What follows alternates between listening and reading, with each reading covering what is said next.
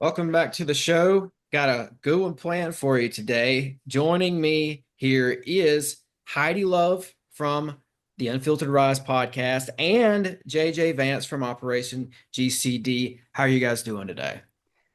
Great, great. I'm glad we're here. We're gonna name this show one day. Me and Tim do shows often, and I'm like, we gotta name our show Yeah, we're working Nice. someday. on it. We're The we're co- collaborative series. Now, I Yes. appreciate the invite, Tim. Enjoyed the last conversation we had on my Friday show with the Occult Rejects, uh, and Heidi and I always collaborate. Uh, oh, Uh-oh, we got a freeze early on you here. froze up. JJ, come back. We'll see if he he jumps back he on here. usually comes back through. It's usually not too bad, but I'm he's had. back. Oh, there you Yep, are. you are You're back. back. You're back. Yeah, we got some storms going. No, Oh no. I appreciate the invite, Tim, and to be a guest on your show here. But yeah, JJ Vance, not the vice president, host of Operation GCD. But looking Every forward to the time conversation. Every Perfect. time JJ does that, he looks at me because he knows I'm going to laugh. And I've heard it 10,000 times, but I can't. I don't know. And you're I, both occult rejects. And so, yes, sir. tell anybody anything else I may have missed if you want. Tell him where to Well, find you, JJ.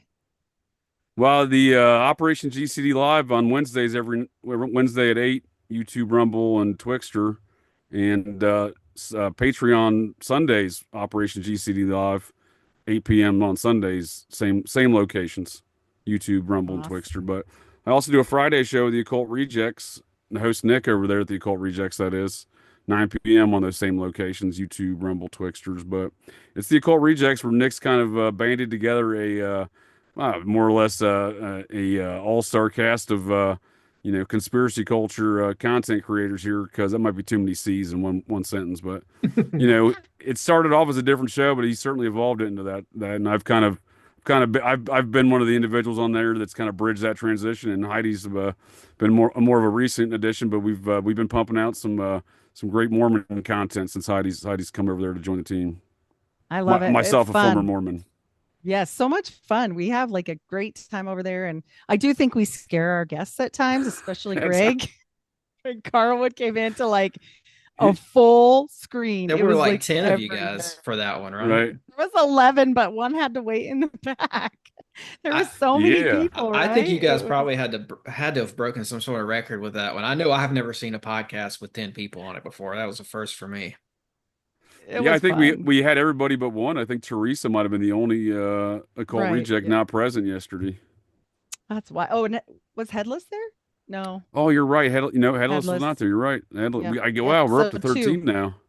Yeah. Oh, good, Yeah, I good. Big really time. enjoy all of y'all's content. I enjoy Unfiltered Rise podcast, of course. I enjoy the Occult Rejects and all the stuff they're doing over there. And I'm now newly familiar with your show, JJ, and I've caught a couple episodes and I like that too. So you're two people Nice. who I'm really happy to be Cute. here with. Like I know we kind of had like a little bit of a loose kind of a concept for this one, and we'll see where it goes. If we stick to that, I can't think of two better people to do it with when it comes to like the history of this nation and how the Mormons are involved. Because I mean, I think there's a lot of mysteries concerning the origins of this country in general. Because for years people believed it was all about 1492 and Right. Columbus. Of course, we know that's kind of out on its way out now. And then there's 1776.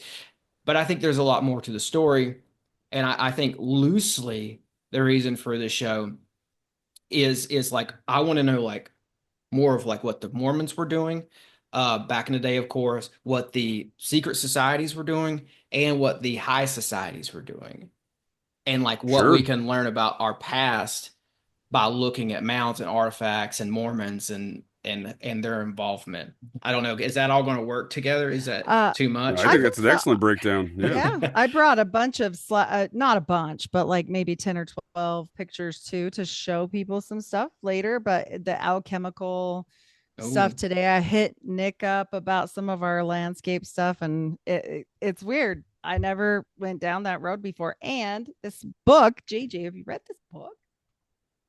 Oh no, the Messiah to ancient America. Okay, This we have to do a full episode on one day. But while I I'll was check it out. flipping, yeah, it's like in the 80s, Warren Ferguson. And Oh, a I'm Scotsman flipping, too, huh? I like it. yeah, yeah, I'm flipping through it. And guess what I see? This is the table of the nine. Get Ah, out of here. No, I'm dead serious. And this guy's an ex-Mormon. He was a Mormon, and then they kind of kicked him out, and then he went back to being a Mormon, normal Mormon, because they got mad at him for this. And he goes through all of the gods. Actually, it's really cool. This whole chart is like each like Greek, Mesopotamia, Syria, Egypt, what their names are and what they're like related to. And it was really oh, that's helpful. cool. I mean, how Mormon is it though? Like, is it pretty Well, Mormon? Like the lens that he's looking through is pretty he got kicked staunch. out. He Okay. got kicked. Does he Yeah, but write did he? it? Does he write it like an ex-Mormon, or is he like still Yeah. okay? He's a Mormon. I would say more a Mormon at this point. And he's trying to prove it's the whole Quetzalcoatl thing. And we'll do a whole thing on it later with the Mexico involvement and Right. everything. But he brings like hieroglyphs and all kinds of connections to Quetzalcoatl. But when I saw that table of nine, I had to bring it tonight to show you because I was like, oh my gosh, this is like we've been talking about this. So, Oh, for and sure. then yeah, we'll be getting into Native American stuff tonight. So, Well, We let pretty were we were me. just interesting. talking about the Mormons' interest in all those temples down there in Mexico, right? Yep. So Yep. That's why I bought the what's book. the table Oh, of the nice. nine? Is it in R9. like the R9. seance of the nine? Yeah. It's the Yeah, there same it's group. yeah, it seems to be Same. a repeating Well, factor from the ancient the Egypt Egyptian. Ennead, right? Yep. Ennead or Ennead. Ennead? Yeah. I'm not Wow. sure how you say it. Ennead. I've heard it. Ennead. Ennead. I'm Ennead, not right? sure I think how, it's but Samsonite. yeah, this is great. Like it's like a whole, he's got like, look, all these maps in here. He went crazy, man. It sounds like it. Now And I got the book saved here. I'm definitely gonna I'll definitely join you for this is a review on good that. one. I'll have to read Yeah. that one here.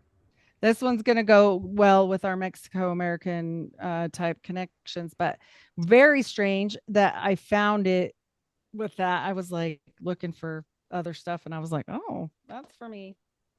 You Nah, know, when it even if, comes to like archaeology and just that whole world, like I've been into it for a little bit now. And one of the things that I've noticed time and time again is that Mormons pop up Oh and yeah. their involvement in like looking through old artifacts and just North American history in general. The Mormons are always there. Um, I don't know, like if you get like a lot of people get into this via Graham Hancock, I think. So, mhm. and I kind of did as well. I mean, he wasn't the main guy. He wasn't the only guy, but he was one of them. But, once I started learning about the mounds and just everything North American that largely we're not really told about, um, Right. I kept seeing a lot of Mormon names pop up, Mormon guys pop up. And I was like, okay, I wonder what this is all about. And I'll tell you another thing, like if we get to it today, I'll break this guy down, but John Wesley Powell, when he Yep. went into the Grand Canyon for the first time, which is like what he's Speaking venerated of the for. Egyptian gods. Yeah, this is Right. Oh, the Smithsonian uh-huh. anthropologist, John Yeah. Wesley Powell. Yes, absolutely. Yes. Yep. And the Cosmos Club and some Yeah, other oh yeah. organizations. But Yep. so he's remembered heroically for that Grand Canyon trip he took.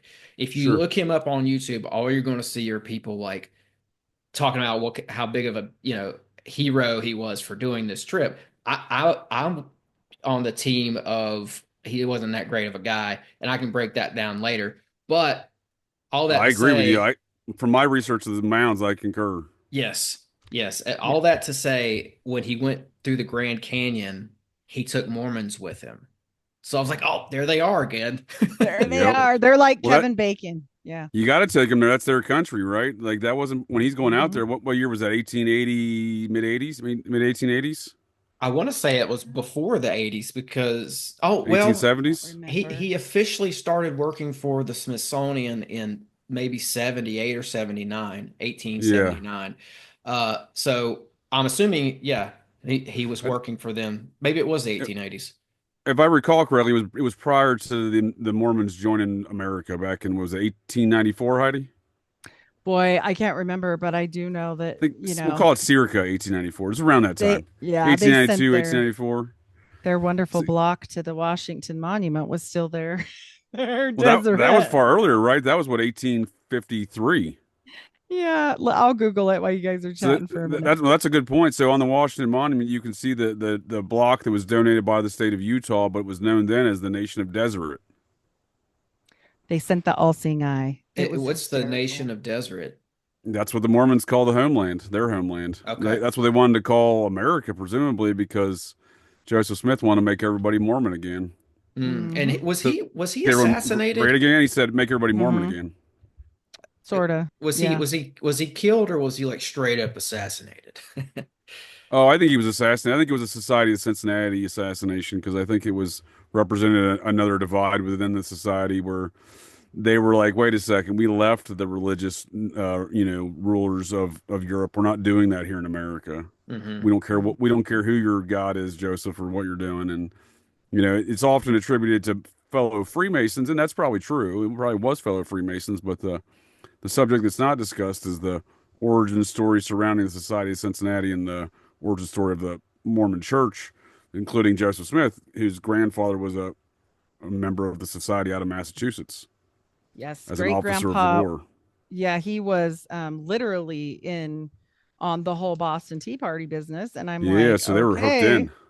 They were deep I in there. found I found it, speaking of secret societies, with this Boston Tea Party group when I was looking for other things.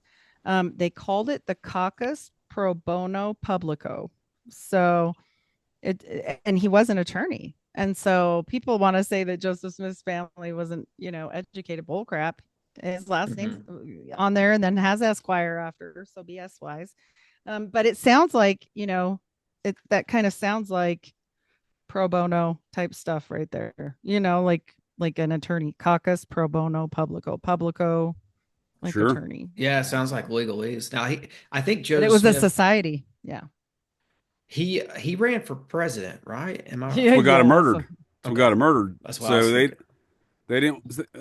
Two things I think that got him murdered. One, he wanted to make everybody Mormon. Two is I have this.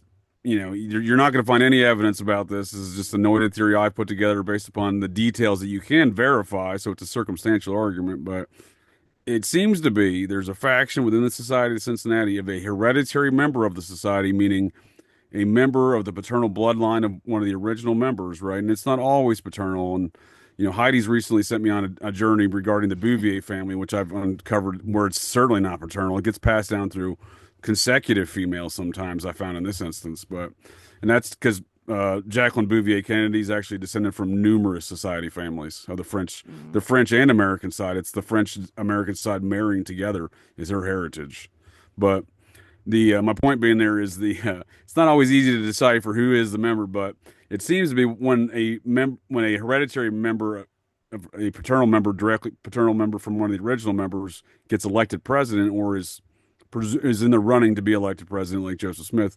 Yeah, there's a faction within the society that just says we got to murk that guy. Hmm. oof. Yeah, he may have been a rogue Freemason. They may have figured maybe he's not, he's causing too much trouble for us as well. That might be a factor. But I I think Sure, but The Kabbalah too. He was studying and he was letting the Kabbalic secrets out. And they were like, that part was supposed to be the quiet part, not out loud, dum dum. So, But I will say this. I think there's a lot of factors here, and you guys know oh yeah. more. You guys are the Exmos here. I'm not, so you guys know way more about this. But I do want to eventually come back to the Society of the Cincinnati too, mm-hmm. just in general. But Sure. like, there's this link between American archaeology and Mormons, and like, Mm-hmm. I'd love for somebody to like They love codify di that for me. they love digging into stuff. Yeah. The And they gold hide plates it. Yeah. that they do. Oh, And and I did you want to So tell people before, because I'll forget, Samuel Smith from Topsfield, Massachusetts is the great grandpa's name. You can look it up because I'll get called a liar. So there's that. that's Essex County. Is that Essex County, the same Yes, place to the Salem witch trials, right? it is. He was involved in them. Yeah, he Right. was an accuser of a witch. A witch. Methinks you protest too much, Mr. Samuel, but that's fine. He had two women hung, And this is why you cannot go down the regular genealogical road. Like normally, you can ask JJ, you can do that normally with Mormons fairly easy because everybody tracks it. But for some reason with Joseph, they're like, we don't know where these people came from and we can't track their parentage and we don't know anything. And I'm like, bull crap. This is all really documented. I mean, my Exactly, grand, yeah. exactly. And that example of Joseph Smith being descended from somebody in the witch trials, and being starting this huge major occult movement, Yes. because it's ceremonial magic. I Yep. would argue within the polygamy faction that was occurring and probably still occurs within Mormonism in the upper echelons, that's rooted in sex magic. They may be Yes. doing polygamy, but the concept in which polygamy was introduced was as a result of sex magic being practiced. And this all goes back pretty far. It goes back into older orders, older occult traditions, I would assume, because one of the things that's Absolutely. been brought to my attention is that golden tablet, one of the symbols on Joseph Smith's golden tablet, was also found in Alabama at what's called the Welsh Caves. And it's the same symbol that was found in Cornwall as well.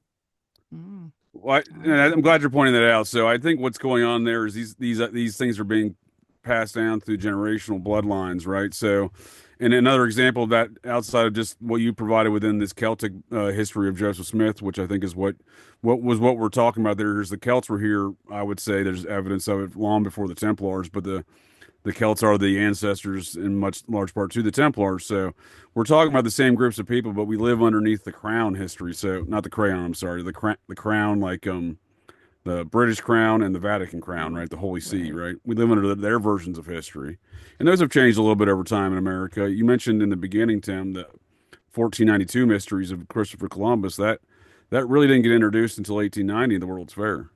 Hmm. Before that, there wasn't this folklore of Christopher Columbus before that.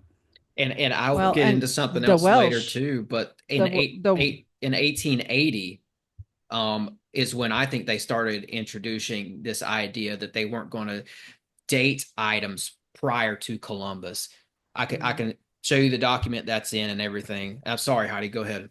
Oh, I was just going to say the Book of Mormon, when you want to talk about parentage and genealogy, it's very funny that the only second language ever produced, with the Book of Mormon, it goes from English to Welsh. So Mm. just saying, There you go.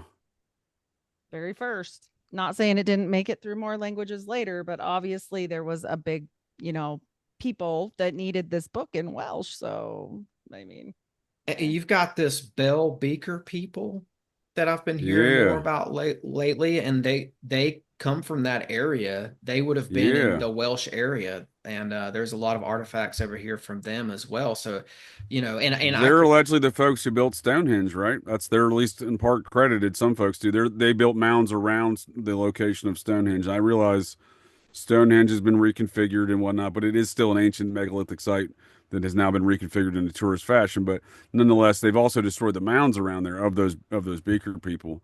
I did a DNA test, and strangely enough, according to whatever software scientists that want to decipher these DNA tests, um, I did multiple of them, but I had a lot of questions. Different story, but the point being is that my paternal lineage apparently goes back to the Beaker people, according to Mm. DNA tests. So I like to joke that I've been a mound person for a very long time.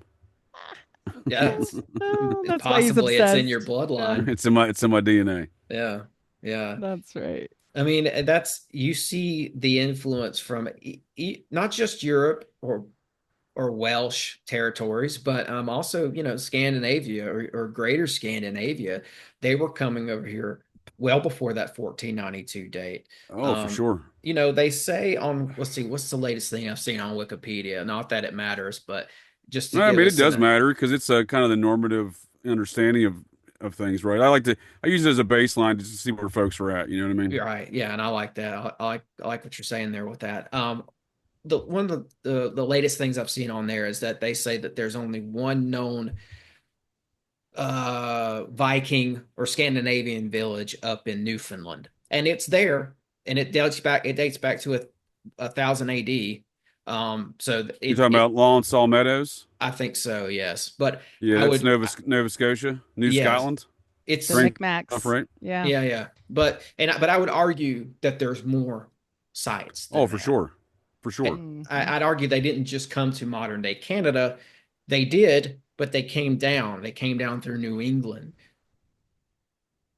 And, they went down through Definitely. the Great Lakes, I think, too. I I mean, agree. There's strong evidence that New England and that up area through Nova Scotia was all Vinland, right? So right. actually, funny story. I almost got expelled from eighth grade American history. Well, eighth grade over an American history course regarding this subject because what you're saying is that it's a that's a long recognized site. I think UNESCO recognized that Lawn Saw Meadow site in like 1964, if I remember correctly. So I'm reading, my teacher's spouting off a bunch of nonsense and saying, 1492 stuff. I'm like, raising my hand, teacher, yada, yada, yada. Right here in your book, it says on page like 12, Law and Saw Meadows, what's up with that? She's like, no, no, no, it's 1492. And then, obviously I wasn't going to accept that. And then I think the only reason I didn't get expelled, and I didn't really do anything wrong except for, dispute the matters and refuse to agree. And they're like, he's a Mormon, so it's a religious freedom thing. We'll just let it go. And I'm like, wait a second, no, it's in your book, dum dums. It's literally in your Hmm. book. They invaded that in 1066. So if you look at it, the Normans, the Norman invasion of the UK, right? Norman from the Normandy into the UK, the change of power essentially with William the Conqueror, or as the Britons call him, William the whatever, the terrorist or whatever. Um, they invaded not only the UK, they invaded what we now call Nova Scotia. So that settlement, like you're talking about, was early 1000. So I think it's Hmm. dated around 1060 or so. So it's literally the same time. It's the Vikings. They got Christianized. They became the Normans, right? Hmm. And like, so William. here's one version of it. Sorry to cut you off. I'll keep it No, brief. you're good. You're good. These are the group of people we're talking. But so it is the same Yeah. people. The Vikings and the Norse. They become the Normans, right? They're Yes. together, right? And I think that this is accounted in a saga, Eric the Red here down at the bottom. Yep, Yeah. there it goes. It says it right there. But Yeah. your date's right. I think we pretty much nailed this before we pulled it up. Oh, 78. Yeah, well, there we go. Close enough. Yeah, I mean, it's been there. It's been like Hmm. what, 50 years later almost, right? Oh You know well, what I mean? no, it Like, says 1960 on here somewhere. okay. I thought, but I yeah, see a 78. Oh, yeah, 1960. There there you you go, go. Okay. Yep. 1960. But yeah, Yes, sir. so we've got the name appears. Let's see. Yeah, and it isn't. It's even. That's what I'm saying. There's evidence. There's probably more settlements that aren't being recognized. I know Heidi and I have discussed the Micmac natives up Hmm. there around this site right there, and there's evidence of Welsh and Templar villages and buildings and whatnot, castles that are up there, and the locals have it in their folklore, but no one really recognizes these things. Well, and I guess before the Micmac were Micmac, he says to also this guy from Canada sent in a message to me about the Beothuk. And he's like, you should look into that. He's from there. He's from Oh, Newfoundland. And he was like, I heard you talking about the Micmac because I have some Micmac in my DNA.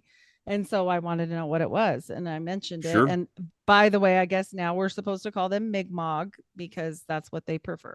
So, but I'd I didn't know I'd that. be curious to know how close related the Mi'kmaq is that what we're calling them? That's That's what kind he of sounds like says that the new generation wants to be called that. it So, almost sounds like something out of Harry Potter. Are this right? new generation Harry Potter fans? Yeah. Yeah, I'm not sure. That's what he said. He said that, the woke generation. So that Exactly. made me I'm laugh. looking for. I've got it somewhere in this book. There's a diagram that shows the Micmac language and the characters they used right up against Yes. the Yeah. Egyptian hieroglyphics. Yeah. Here it is right here. And they match. They match. I don't know how well this is going to look on. Yep, they I'll at do. least just show up this. There's actually 2 pages of this in here for people curious. If anybody's interested in this book, it's a good book. It's called America BC by the great Barry Yeah. Fell. But It's yeah, a great they book. so it's like, okay, so Micmac, or however we're supposed to say it now. I was taught Micmac, so We're I'm just talking gonna. about the Same here. past. Yeah. Um, Yeah. So, and shout out David for sending in that message to me. I like to give my credit Shout out where to There David. you go. Always appreciate some input, right? Now, what do you definitely. guys think? This would suggest that they had interactions with Egyptians, or they came from a a a, a genealogical pool of people that they shared There with you go. Egyptians. There you go. I Mhm. think it's these, how do things get passed down, right? How do the Templar become expert sailors? How do they know how to be expert to be an expert sailor? You got to learn how to read the sky to navigate by the stars, and to do that, you got to be an expert in mathematics. And how do these things get passed down, right? And I think it is through generations, through families, right? It's Yeah. they And would so there's that's an ancient language that just gets passed down, through families, I think, right? right, Yeah. right. I mean, Yeah. that's got to be the case, and there's evidence of this all throughout this country, all over North America. There's evidence of everything we've talked about so far, and some of the stuff that JJ's talking about there. With these people were deeply, deeply knowledgeable on the stars. Yep. And you Oh, for see sure. that in the mounds, even in the mounds, especially across Ohio. I don't know if you guys have heard of, I think his name's Ross Hamilton, but he's got a Yep. really great presentation on YouTube where he goes through all the mounds across Ohio, and he shows how they relate to constellations in the sky. Yep. They conform to the constellations, like Sagittarius and etc. It's remarkable. Mm-hmm. And the math, there's a lot of high level math involved as well. Big time. And I Absolutely. think that's what some of the founding fathers, these men of the Society of Cincinnati and whatnot, they recognized. And again, the society men, they're all descendant from the Templar families, right? And these are descendant from the Normans and the Norse and the Vikings and so on and so forth, right? So I think one of the things I thought that they recognized in these mounds was the, advanced mathematics, which I think they do appreciate that, but I don't think that's the only thing because I think that these families that I'm speaking of, right, that ultimately become the Society of Cincinnati and the founding fathers and whatnot that started this country of America, they thought they were descendant from the folks that built those mounds, the giants that built those mounds. Speaking of, yeah, I have some pictures that might be fun for that, and if I can share, I'll show you guys like what the Native Americans, flat out show us. And I don't think that enough people, pay attention to like what we're talking about as far as like the past. Just like you said, there's a lot of armchair historians or whatever, right? Sure. And so we got to know, like you've said, like look at books, look at the native people, look at all these things that we have available to us Look at their to culture, show right? us. Yeah, Look at their look. culture. Yeah, and also by the way, giants, Hmm. this is some of these petroglyphs from here in Utah. And I mean, they're also depicting with snakes, and that looks like an Ouroboros underneath, almost like, because above it is a snake. So is that second one down right here? Like, I'm sorry, but this is interesting. Like when we're talking about, and they don't look like regular people. These No, it these looks like don't an look like Ouroboros for people. sure. Yeah, and we're looking at, we know this sign from occultism. What does that do? It brings down power, I to know that. the chest area, right? Like, I and know that. Joseph Smith. I know that sign from an FBI kid diddling report. Well, that one too. And so in the occult world, it's to bring power to an area, and whether or not it's channeling in or up. And so how that one's going up, it's sending it up, or if it was coming down. And Joseph Smith, that Jehovah parchment, did the same.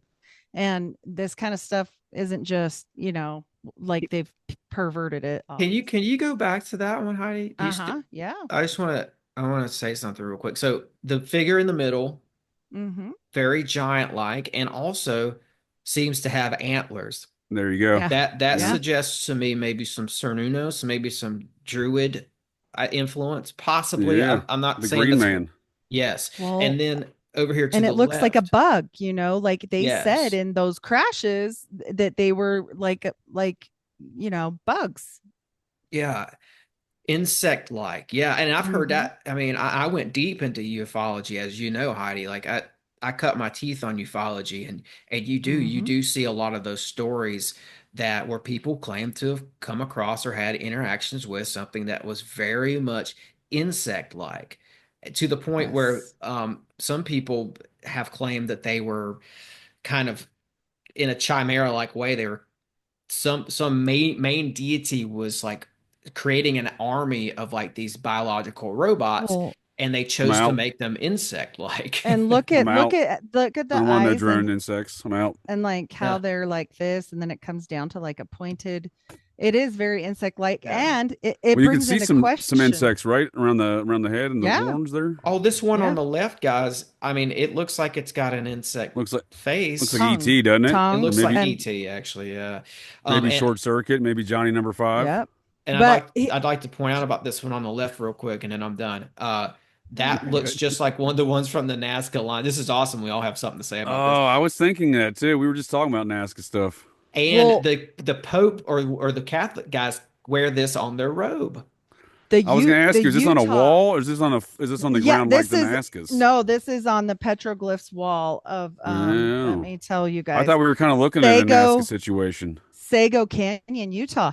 So this is why Mm. I brought it with us today, and to tell you guys too with the insect thing, think of what they said almost ruined Utah. What was it, JJ? The The bees. crickets. The crickets. No, The it's the bees that crickets. are ruining. Oh, the bees are ruining. The hives are ruining America. My bad. I got But it mixed up. but the Mormon crickets, and what came and saved us. This is why our state bird is the seagull, because the seagulls supposedly came and ate the crickets and saved the day. Well, it really makes you question, if we're talking about bug entities here, what the hell is happening? You know, that's Yeah. kind of strange. You've got it all here, guys.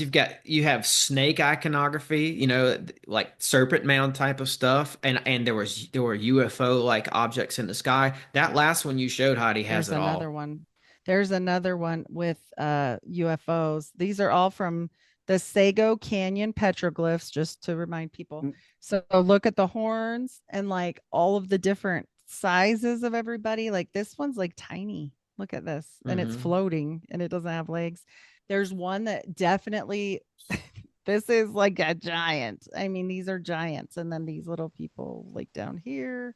I mean, it's very interesting. And there's another one that has UFOs. And this, look at these eyeballs. I mean, Yep. again, we've got antennas or something happening here, on all of these. That's not a hairdo. I I mean, mean, this might be their depiction of the star people.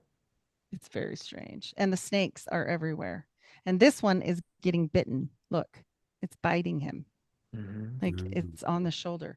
So I That's just kind of thought the we'd middle of nowhere. That's over on the eastern side of the state, huh? super weird. There Yeah, you this go. I is, was looking I where it's mean, up geographically speaking. and then these are bringing, see how this one's bringing down into this area. And then if it was going the opposite way, it would be bringing it out. And so again, occult magic. This is like Well, back to sure. magic. Yeah, Well, look at that's what I was this. commenting on that report as well. I think there's some of that Daedalus report is rooted in occultism. Those symbols are. Right. Absolutely. And look at this, like one arm and horns and antennas and another bug, like, scorpion type thing. I'm like, what is Yep. happening? Okay. So what does Ezekiel describe the angels as wheels? The wheels, When's this supposedly these petroglyphs supposedly date back to? Because when's the wheel invented? but I'm talking about wheels as in, he says the angels were No, I wheel, hear the you on that one. wheels. I'm just Yeah. saying, like, Yeah. Maybe. what's Yeah. the mainstream argument for this wheel situation, though? I don't even know. Yeah, I'm like, Yeah. I don't know where the heck that came from. So let's date these guys. That's one thing I forgot to do. You know what I mean? And Because like I don't know, I don't know the exact date of the wheel's invention, but I feel like these petroglyphs probably predate that era. Oh, for I'm sure. sure. Yeah. Like let's put time frame. Okay, I'll so look they're up the saying, will. okay. It's saying the oldest back to 2000 to 6000, I think it says. I'll let you keep looking at that. But as I I go think through it's these, generally accepted around 2500 BC because it's around the same time some of the oh, older that's not Adena it. mounds are supposedly date back to. So Yeah. they're saying the earliest evidence of the wheel goes back to 3500 BC. 35, okay. And I think That that seems reasonable. I think those Sago Canyon go back to 6,000. Right. They got to be older than that, right? Yeah. It Yeah, said they're older. 2000 to 6000. Yeah. Yeah, there you go. So, I mean, who even knows? But Right. it was so weird. And there was another, I think I passed it already, that looked like it was like a spacecraft. But I definitely the saw that one. Yeah, it snakes. was And it even Yeah. had like it was round, but it had things erupting from it. This Yeah, is it. Yeah. not like a sun because it's got like a something to it's got like a No. donut shape to it, right? And Guys, this I'm weird. seeing logos in here, like modern day logos that look Oh, like the they Yeah, took. X. Did you Yeah, see the X? yeah. Yeah. I've seen the Monster Energy drink, and I've seen the Bitcoin logo. yep. There's Monster. There's Yep. the and here's the X right here. Yeah, there's Oh, the the X. Bitcoin logo was inside the sun, wasn't it? I'll go Yes. back. Or Yep. the UFO or whatever that is. There we go. Yep, that looks like a Bitcoin Holy logo. smokes, you're right. That is the Bitcoin logo. Yep. And it's just What's up with these strange. horses over there? I thought horses were introduced by the Spaniards in the 1500s. I don't know. You Joseph mean to Smith tell me said they that's not were right? around. Jeez. And just the full, like the focus on the bugs and the snakes. I mean, that is so weird. What do you think about that swirl insignia? Do you think that's Oh, a portal? well, so speaking of, I brought some other fun stuff because we've been talking so much about Howard Hughes and everything, I Oh, wanted yeah. to we talked on our last one that's going to drop tomorrow's Wednesday, right? Yeah. Yes. Tomorrow. And we were talking about archways and natural portals. Now, this is me and my husband at Zion, but I was about to this say, is is this one Bryce of them. Canyon? Yeah, this one is Zion Canyon. Zion And Canyon? then there's more of them. Oh, not that one though. That one's for That's a later. secret underground Oh my base. gosh. Heidi, you're not supposed to show us the dumbs. I know. Here's another one. Like, look at these. Look at this one. Oh, This looks yeah. almost like it's coming down and out, like it's a receiving shootout. I mean, Oh, that's just wow. I've adventured weird. around these parts. And that's Yeah, when you were yeah. getting to the Grand Canyon stuff earlier, Tim. That's what I was saying. Like Mhm. when I was getting out with they were going into Mormon country, right? This Smithsonian, is all John Wesley Zion. Powell. They Uh-huh. were in foreign territory of the Mormons. The Mormons had already, in my opinion, looted whatever was here before that. You know what I mean? They'd already Yeah. got. They probably put in the old school deep underground military base, the cave, before There we they came go. to the modern day version. That's what I was going to ask you guys. Do you think, and I'm sure there's something like this, there's got to be, but Little Saturn cube here. is there It is very skewed like. is there an underground bunker Vatican style library in Utah that the Oh Mormons yeah. Multiple procure? Oh about yeah. many. And I brought also some stuff about tunnels, but they also have like at least known 4 to 5 vaults. And that's why I put the other photo is that genealogical vault isn't just for genealogy. They also have it's for whatever and it's on lockdown. I mean, this is the whole side of a mountain. So Well, when they were revamping Temple Square, Heidi, correct me if I'm wrong, was about 10 years ago, I think. And when they did the full blown remodel and they had torn up like the streets, they'd expose you could the see under it. the underground tunnels. They had Not only huge. You could drive vehicles, bus size tunnels. You could drive underneath Temple Well, Square. and they still down there. use them. They said they use golf carts and and people were joking, but they're not joking about the tunnels. I did a whole show on Mormon tunnels and not just Mormons, but Utah tunnels, but how they use this. And there's a whole grid system. That's how all of Salt Lake is. It's Yep. for this reason so that they could use these and they still use them to this day. And the Mormon Secret Service, even though that sounds funny, it's real. They said they will literally shoot your ass. I mean, and they're the ones that let people in and out of a lot of these places and drive them in their golf carts to get them places, miles and miles. Do they have the keys? They Heidi, do. that looks like a straight up military base owned by a I'm country. Oh, telling for you. sure. A Well, country's they military. are a country. If you ask them, they That's- are a country. That's what I'm saying. Yeah. It seems like Yeah. they've got like they're like, yeah, we'll play along with being inside of the United States and being a part of What? that whole thing. But it seems like they secretly and realistically they have their own thing going on. It seems like Well, I think that's 100% true. I think it's very Anglo influenced, if you ask me, with the Brigham Young version of Mormonism. But the coup this that is went on Bryce. there. Yeah. Yeah, Bryce, that's a fun canyon to explore too. Yep. But There's so much. Yeah. All right, so I would what's the story here? Are those natural like holes in the canyon, or is that just So they did they say, bore but those for the road? supposedly weathered, also, right? right. They're supposedly sandstone weathered, but look at this one. Want to talk about melted things That looks pretty and funky. whatnot? Fantasyland, the canyon, and they look like they're melted, and so does Snow Canyon. This is Devil's Slide. and this I was is about to right. call it Devil's Backbone, but that's a good name for it Right. too. Yeah. Devil's Slide. And I mean, it's huge. This doesn't do it really any justice at all. But we were talking about these. Is that the canyon where dude cut his arm off because he got stuck in between stuff? Oh, I You know, the don't know. 127 I've seen hours. that movie. I know what you're talking about. I, James I, Franco. I Ooh. yeah, James Franco. I've explored around that same area. That I'm pretty sure that last one you showed with the archway was from that same general vicinity.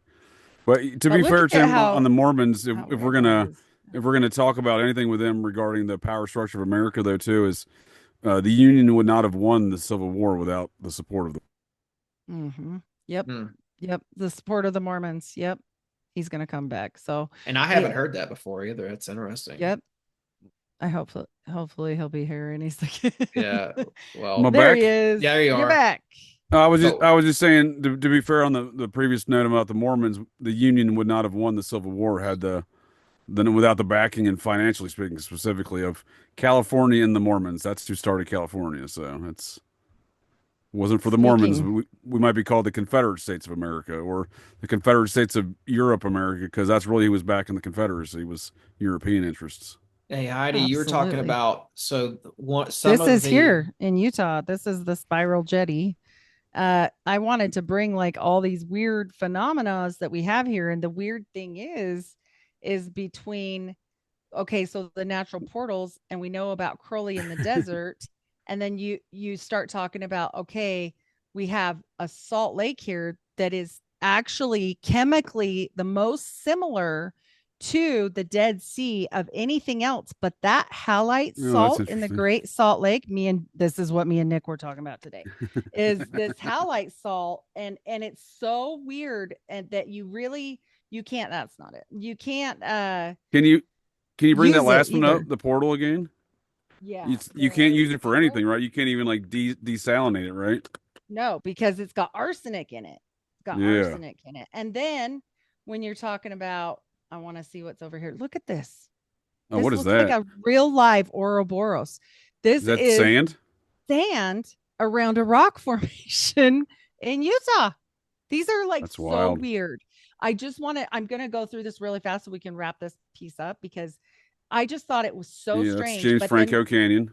yeah, and then when we talk about the Great Salt Lake, right? Like we're I put in a funny one here that Well, can you nobody's bring up ever. that portal one again? Because that thing was Which one? huge. Because you had Sorry, this two one, dudes the in the middle of Zion. it. Zion. The Oh, one the sand. swirly portal. Okay. Yeah, yeah, yeah. I'd never seen that before. And you have two dudes in the middle Yeah, of it that seem neither. to they Yeah. got like I mean, I don't know. I'm assuming they're not dwarfs. So I mean, the context of no. size for that thing that's pretty enormous. There we are. Yeah. No, So, the he's talking about the swirly one on portal. the beach, that the one on the the The beach. spiral jetty. yeah Yeah. Oh, the spiral. There you so go. I apologize. The sorry. spiral jetty.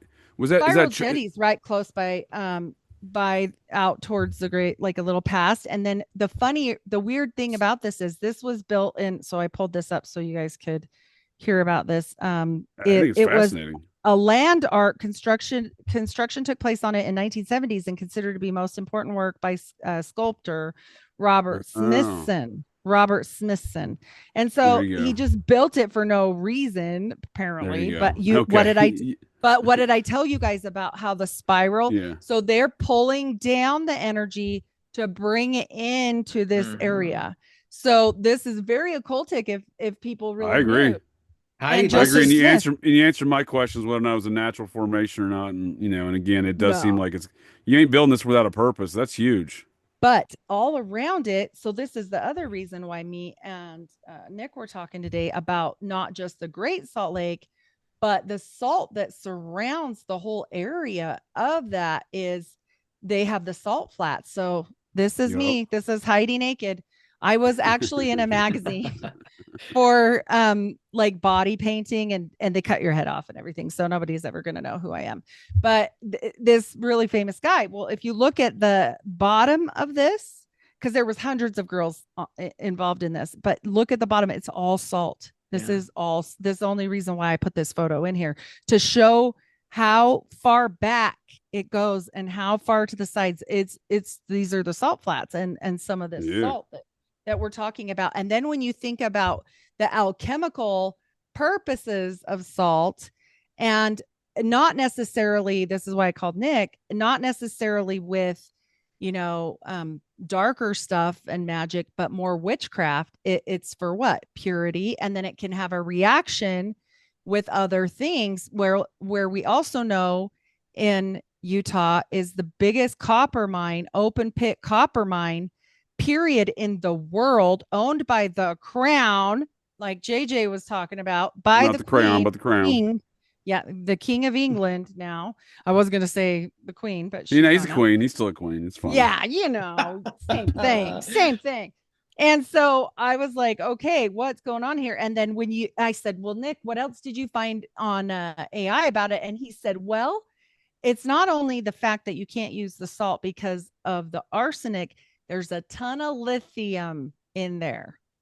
And I was like, okay, so remember how I kept saying the Mormons had something up on, they're getting cashed in on not just their keys of knowledge, but also I believe, their ownership of some of the top minerals that they need. And they just broke ground. And I thought I'd put that photo in here of my husband works there at Rio Tinto and at this open pit copper mine. And if not, we got to Google it because it's just they say you can see it from space. Now I don't believe, I Well, don't know what I'll they're tell you showing something us on about that. copper mines. JG, I know you know about this too. Like the biggest copper mine in the world used to be Isle Royale, I think. It's one of the biggest ones, but they mined it. Michigan. Michigan, they mined it. All these people were coming over here well before Columbus. Yeah, the Phoenicians.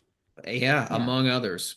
Oh, Among Yeah, there's but this but that definitely. gives a that's some good old. That's some old stuff. The Phoenicians. Yep. that Oh gives a yeah. good sense of the depth of the salt. I don't know if you can Oh see. yeah. Well, I Yeah, was going that's to say when you wild. mentioned occultism, didn't they do a lot of There we go. rocket engine testing out here? Yes, they did. And there was That seems actually pretty a occultic, right? lawsuit.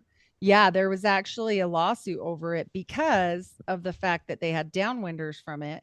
I didn't put that in here, so we'll have to just Well, I'll given Google it. the given the nature of the solid state rocket fuel being created via sex magic ritual by old Marvel Jack Parsons, who by himself may have in fact have been a member of the Society of Cincinnati. When I was mentioning before about occultism in America and the Society of Cincinnati with Joseph Well, Smith, and then he you look at definitely worked for Parsons and Howard Hughes. He worked for Howard Hughes, and I'll tell you put, that right now.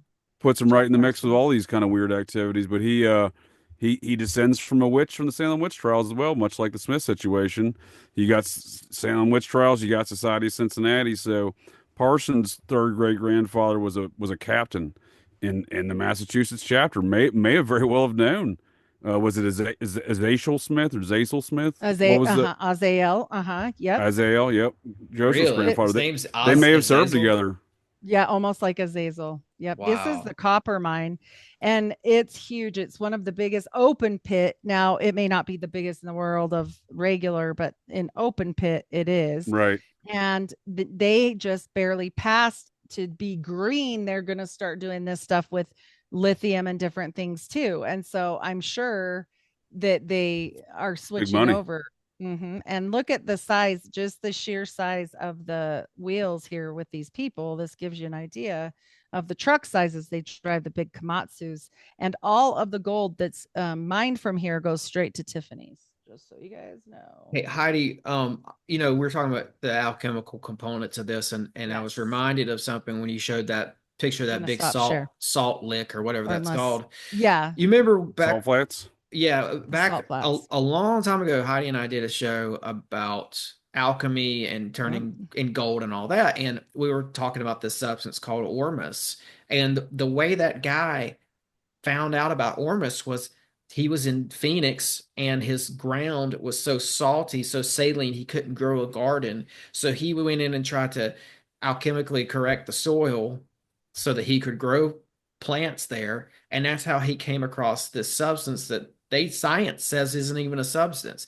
It had the mineral components of it were unknown, and he had it Mm, tested and tested. Huh. So I think when you get into salt, minerals, and stuff to do with this planet, I think there's still a lot of unknowns, and I think that alchemy is a big part of that, and just knowing how to do it. And absolutely. the ancients knew how to harness this stuff.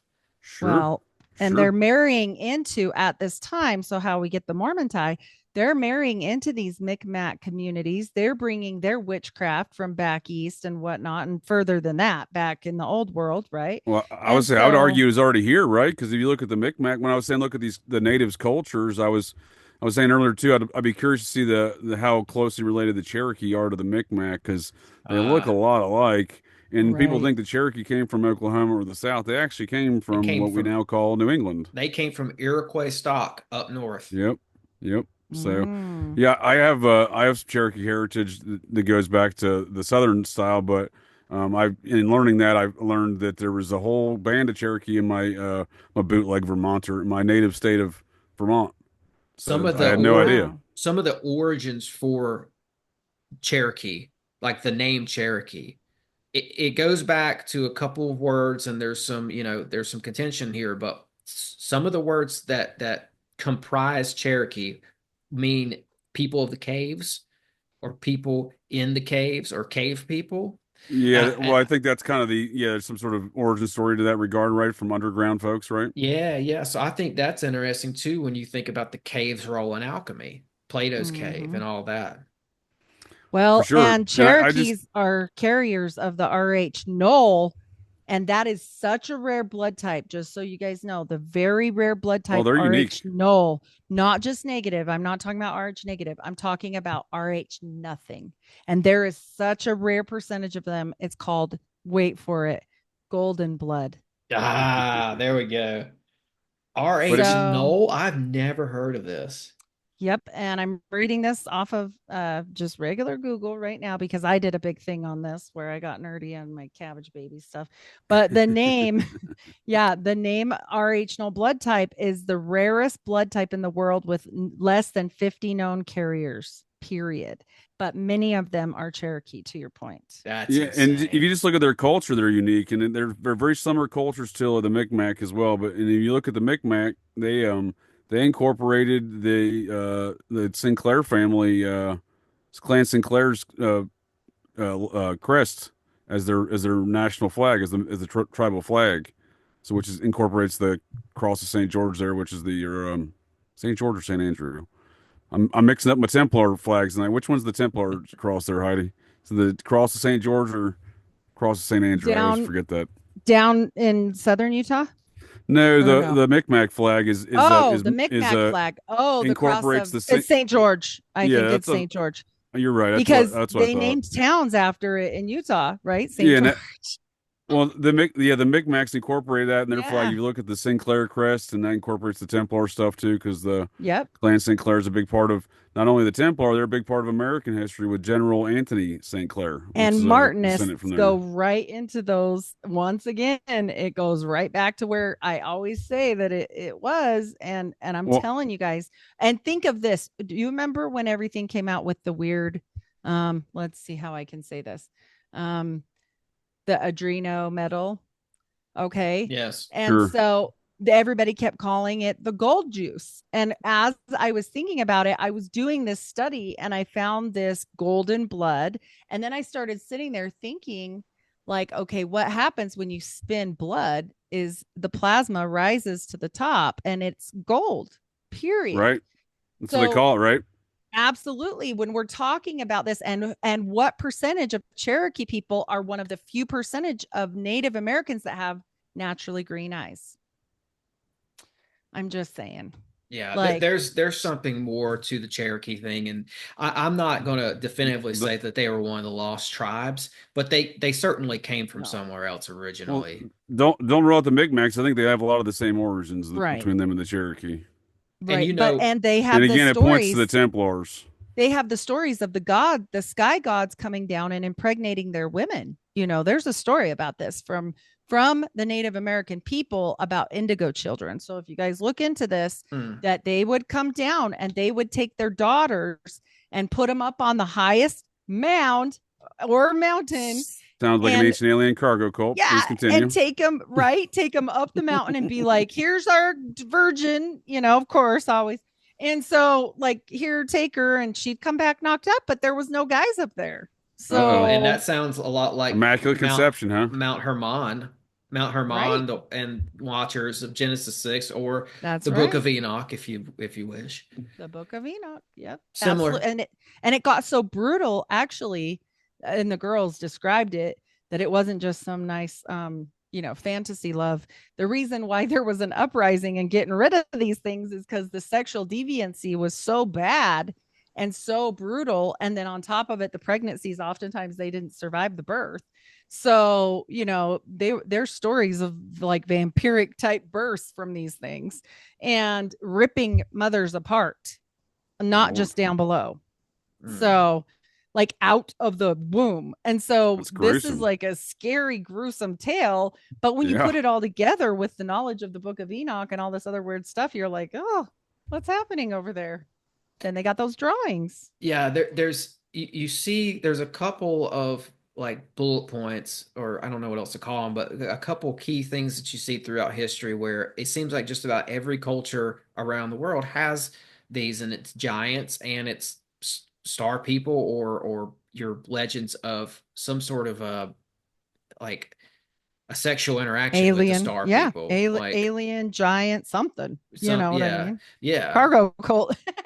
I was gonna say, I mean, you're right. They do describe these things, but again, I view all these things in the capacity as ancient alien cargo cults. What these folks are describing, they do believe.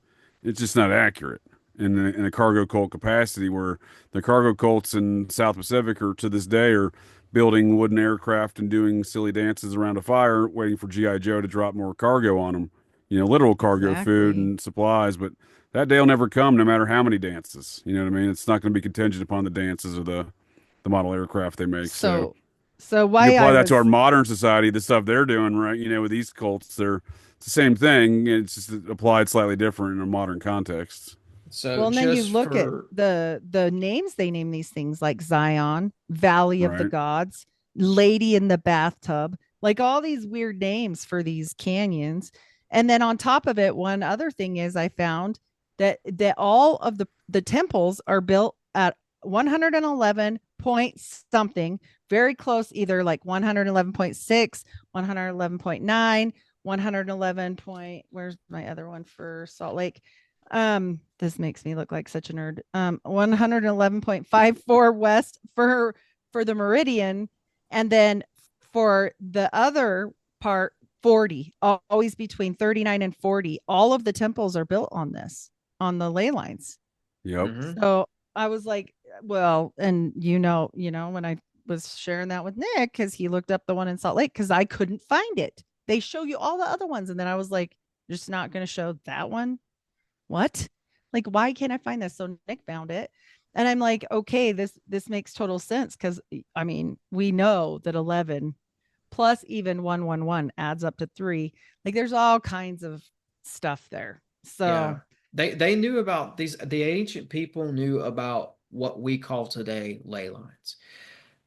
I don't know that they looked at them the same as we do today. And I know most modern people probably have a hard time with this concept that there's these magical lines, but there's I think they exist. There's energy points and they seem to be connected. And a lot of these yeah. old sites were built right on top of them. Well, and why would Brigham Young come here and go, you know what? It said he came here and said, this is the place. And he didn't have any scouts or anything. He just got here and was like, this is it. Okay. You, It's Earth you mean to completely tell energy. me? You mean to tell me God didn't send him there, Heidi? Is that what He you're telling me? did. He did. But guess what? It's Whew, that was a uninhabitable. close one. It's uninhabitable. It's got a salty lake, 10 times saltier than the ocean. It makes no sense, right? It makes The no mountains sense. are crazy. You can't farm here. We have 3 winters. I swear on God. It snowed 2 weeks ago. Like, I'm not kidding on that. It snowed 2 weeks ago. I mean, Mm. and then the summers are brutal too. And then you get insects and all that destroying their crops. I'm like, what was it then that he saw here that was so special? It had to be the energy from the ley lines and stuff that you're talking Well, about. It I had think to that's the be. stuff that's passed down generationally, besides languages and just everything else that's passed down through these bloodlines, the mathematics, etc. Is this understanding of what the Mormons involve themselves in, like necromancy, and Right. it's the knowledge of well, that's I think that's what it boils down to, because when you're And burying these geomancy. when you're burying these giant humans, well, I think again some of the knowledge Brigham Young has and Joseph Smith, it comes to the society and whatnot. And when some of the knowledge I think they understood was the knowledge that whatever it was burying these formerly giant humans that I believe they thought they descended from at the base of these Adena mounds specifically, just specifically that type of mound, are built on these ley lines in these very key spots and what I like to call some sort of energy nodes because you can look at the U.S. geological surveys and see that there are differences in energy around some of these Adena sites, comparatively speaking, from the surrounding areas. So, and that's not exclusive to all mound sites, but these Adena mound sites with the giants at the base of them, that is exclusive. And I think that's part of this kind of necromancy these families pass down. Yeah. Absolutely. The Yeah. bones and the blood and all of that. And that's Yep. why it doesn't Yep. work as good anymore for the Goyim because they're not spilling blood anymore. But you bet your ass that top is. And I don't care what anybody says. Like, they know. They're spilling I think bones. they 100% knew. I think there was a great knowledge of geomancy and how to use the earth. And I think too, like with some of the mound sites here, not only do they reflect the stars, not only are they probably on earth energy points and ley lines, but I mean, they seem to be crafted in a way to like sigils almost, where they're going Yep. to power up the land, like gather energy, but also like power it up somehow and Well, store the that's what land. those circles Well, were I Mhm. was too. gonna say I think as Greg Little, Dr. Greg Little, the mound doctor on Twixter there, he's done a whole survey of mounds from years ago. He posts all these pictures and stuff and maps and everything else and on his Twitter feed. I highly recommend folks check that out. Tim, are you familiar with Greg Oh, Little? absolutely. Yes. I assumed as much, but I just want Yeah. to make sure. So we just had him on the Occult Rejects. I think it's probably publishing here Oh, soon. Oh, cool. But he explained their religion of these specifically again these Adena mound builders.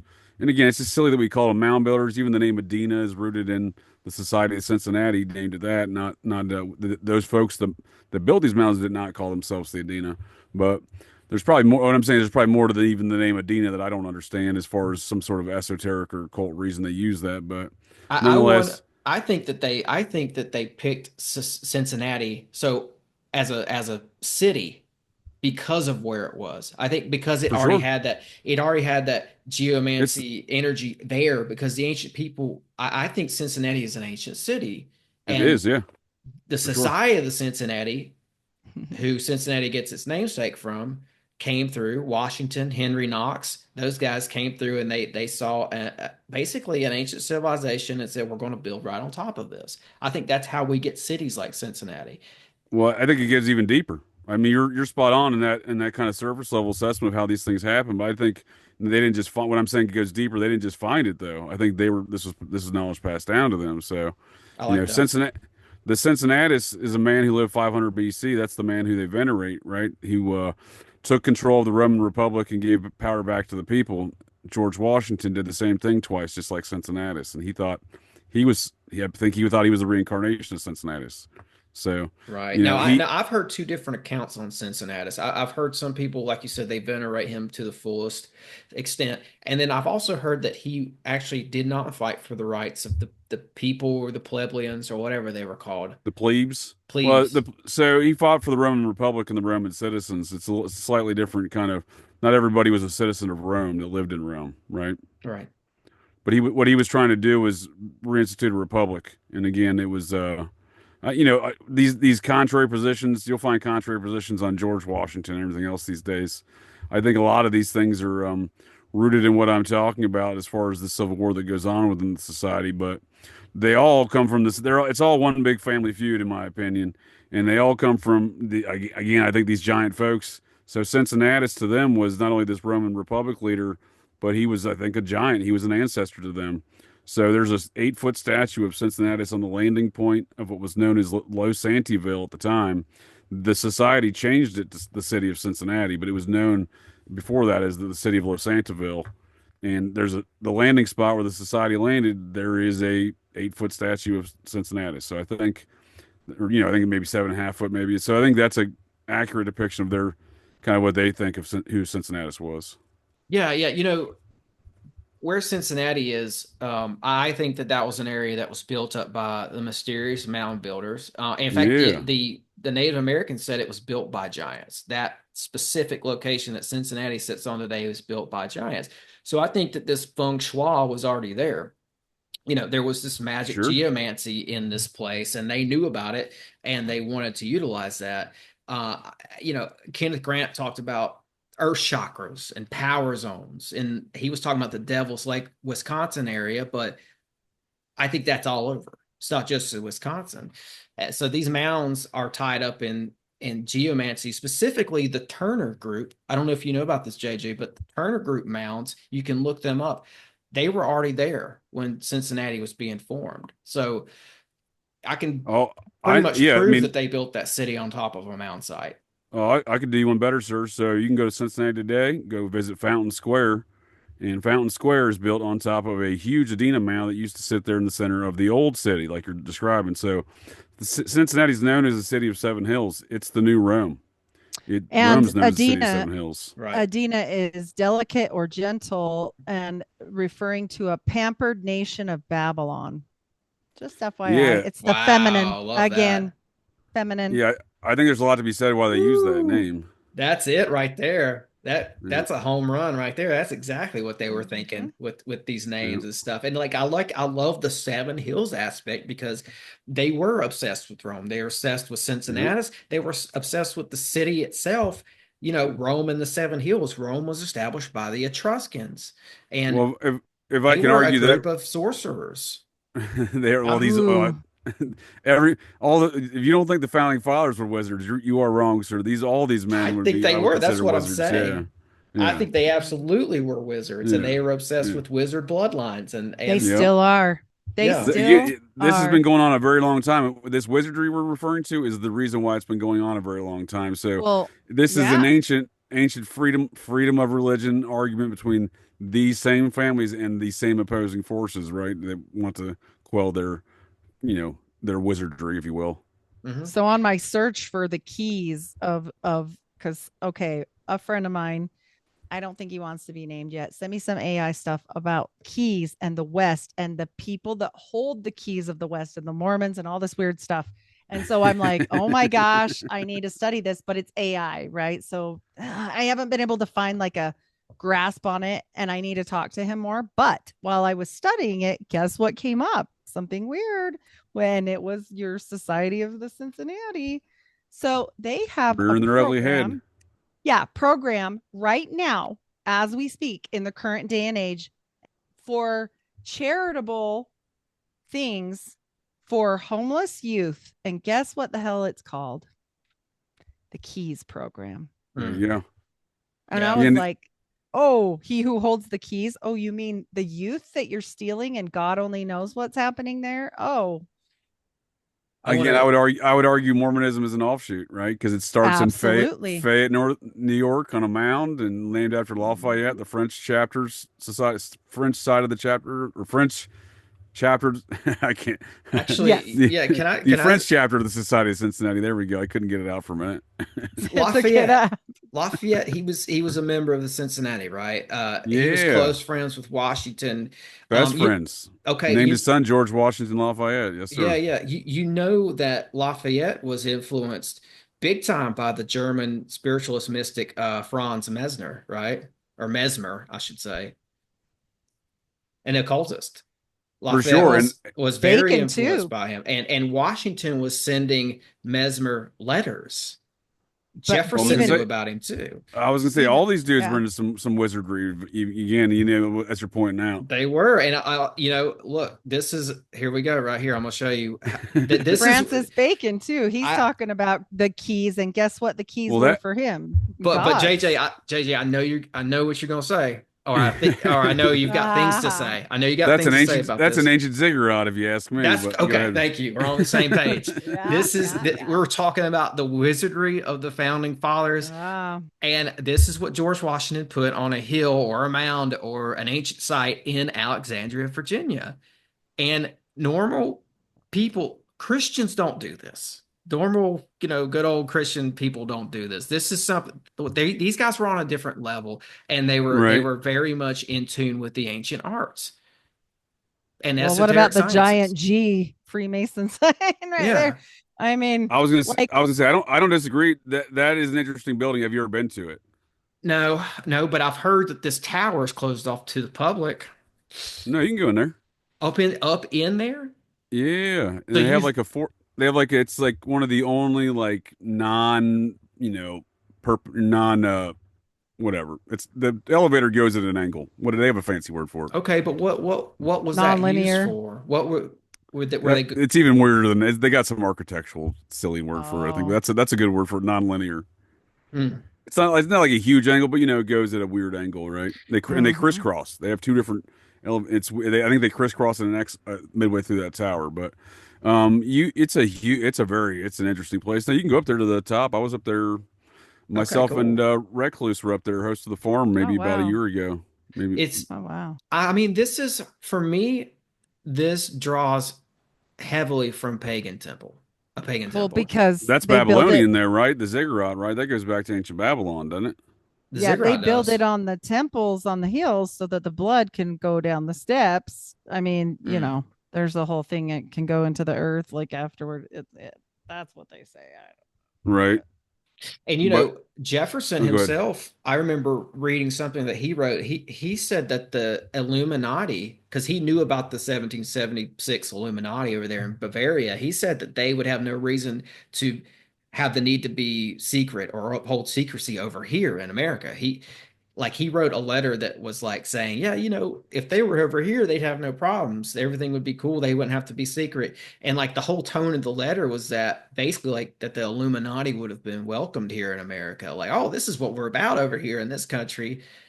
You Hmm. don't have to hide. You I, don't have to hide anything. You can put it on top of right. a hill, just like this. You can just be I loud hear and what you're proud. I hear what you're saying. I don't think the idea of the Illuminati shouldn't be ignored because there's a fellow by the name of Theodore Roos who started the OTO who actually reignited the literal Weishaupt Bavarian Illuminati. So I've seen the references from Jefferson. You make some good points there, Tim. I've seen those references. I've seen them from Washington as well. And Hmm. I'll offer you this perspective as a counter. George Washington didn't ask to be recognized as a god. George Washington didn't ask for someone to build him a Babylonian ziggurat in Alexandria, Virginia, in his honor, and he didn't ask for anyone to build him a giant dick statue in the city that he founded. But there is an argument to be made. This is part of that element of the Society of Cincinnati that wanted him to be king. Right. They wanted George to stay on and not retire as president and be king, and then he said nope, and giving the power back to the people. And then he was poisoned roughly 6 months later, if you ask me, on July 4th, 1799. Can make a strong circumstantial argument around that. And then the next president of the Society of Cincinnati, Alexander Hamilton, who took over that day on July 4th, was the big meeting. Then where Washington handed power over to of the society to Hamilton, and then Hamilton's murdered 4 years later, a little less than 4 years later. So by Aaron Burr, another member of the society. So there's these factions, and one faction wanted Washington to be king, and Washington Hmm. said that's not going to happen. And they're the folks that, in my opinion, paint the apotheosis of George Washington inside the Capitol Rotunda. They're the folks that build this giant ziggurat building you were just showing us, and then they're I the folks that thought build the monument. I thought Washington had a hand in the ziggurat in Alexandria, though. I thought he kind of had that built and picked the location and stuff like that. I could be wrong.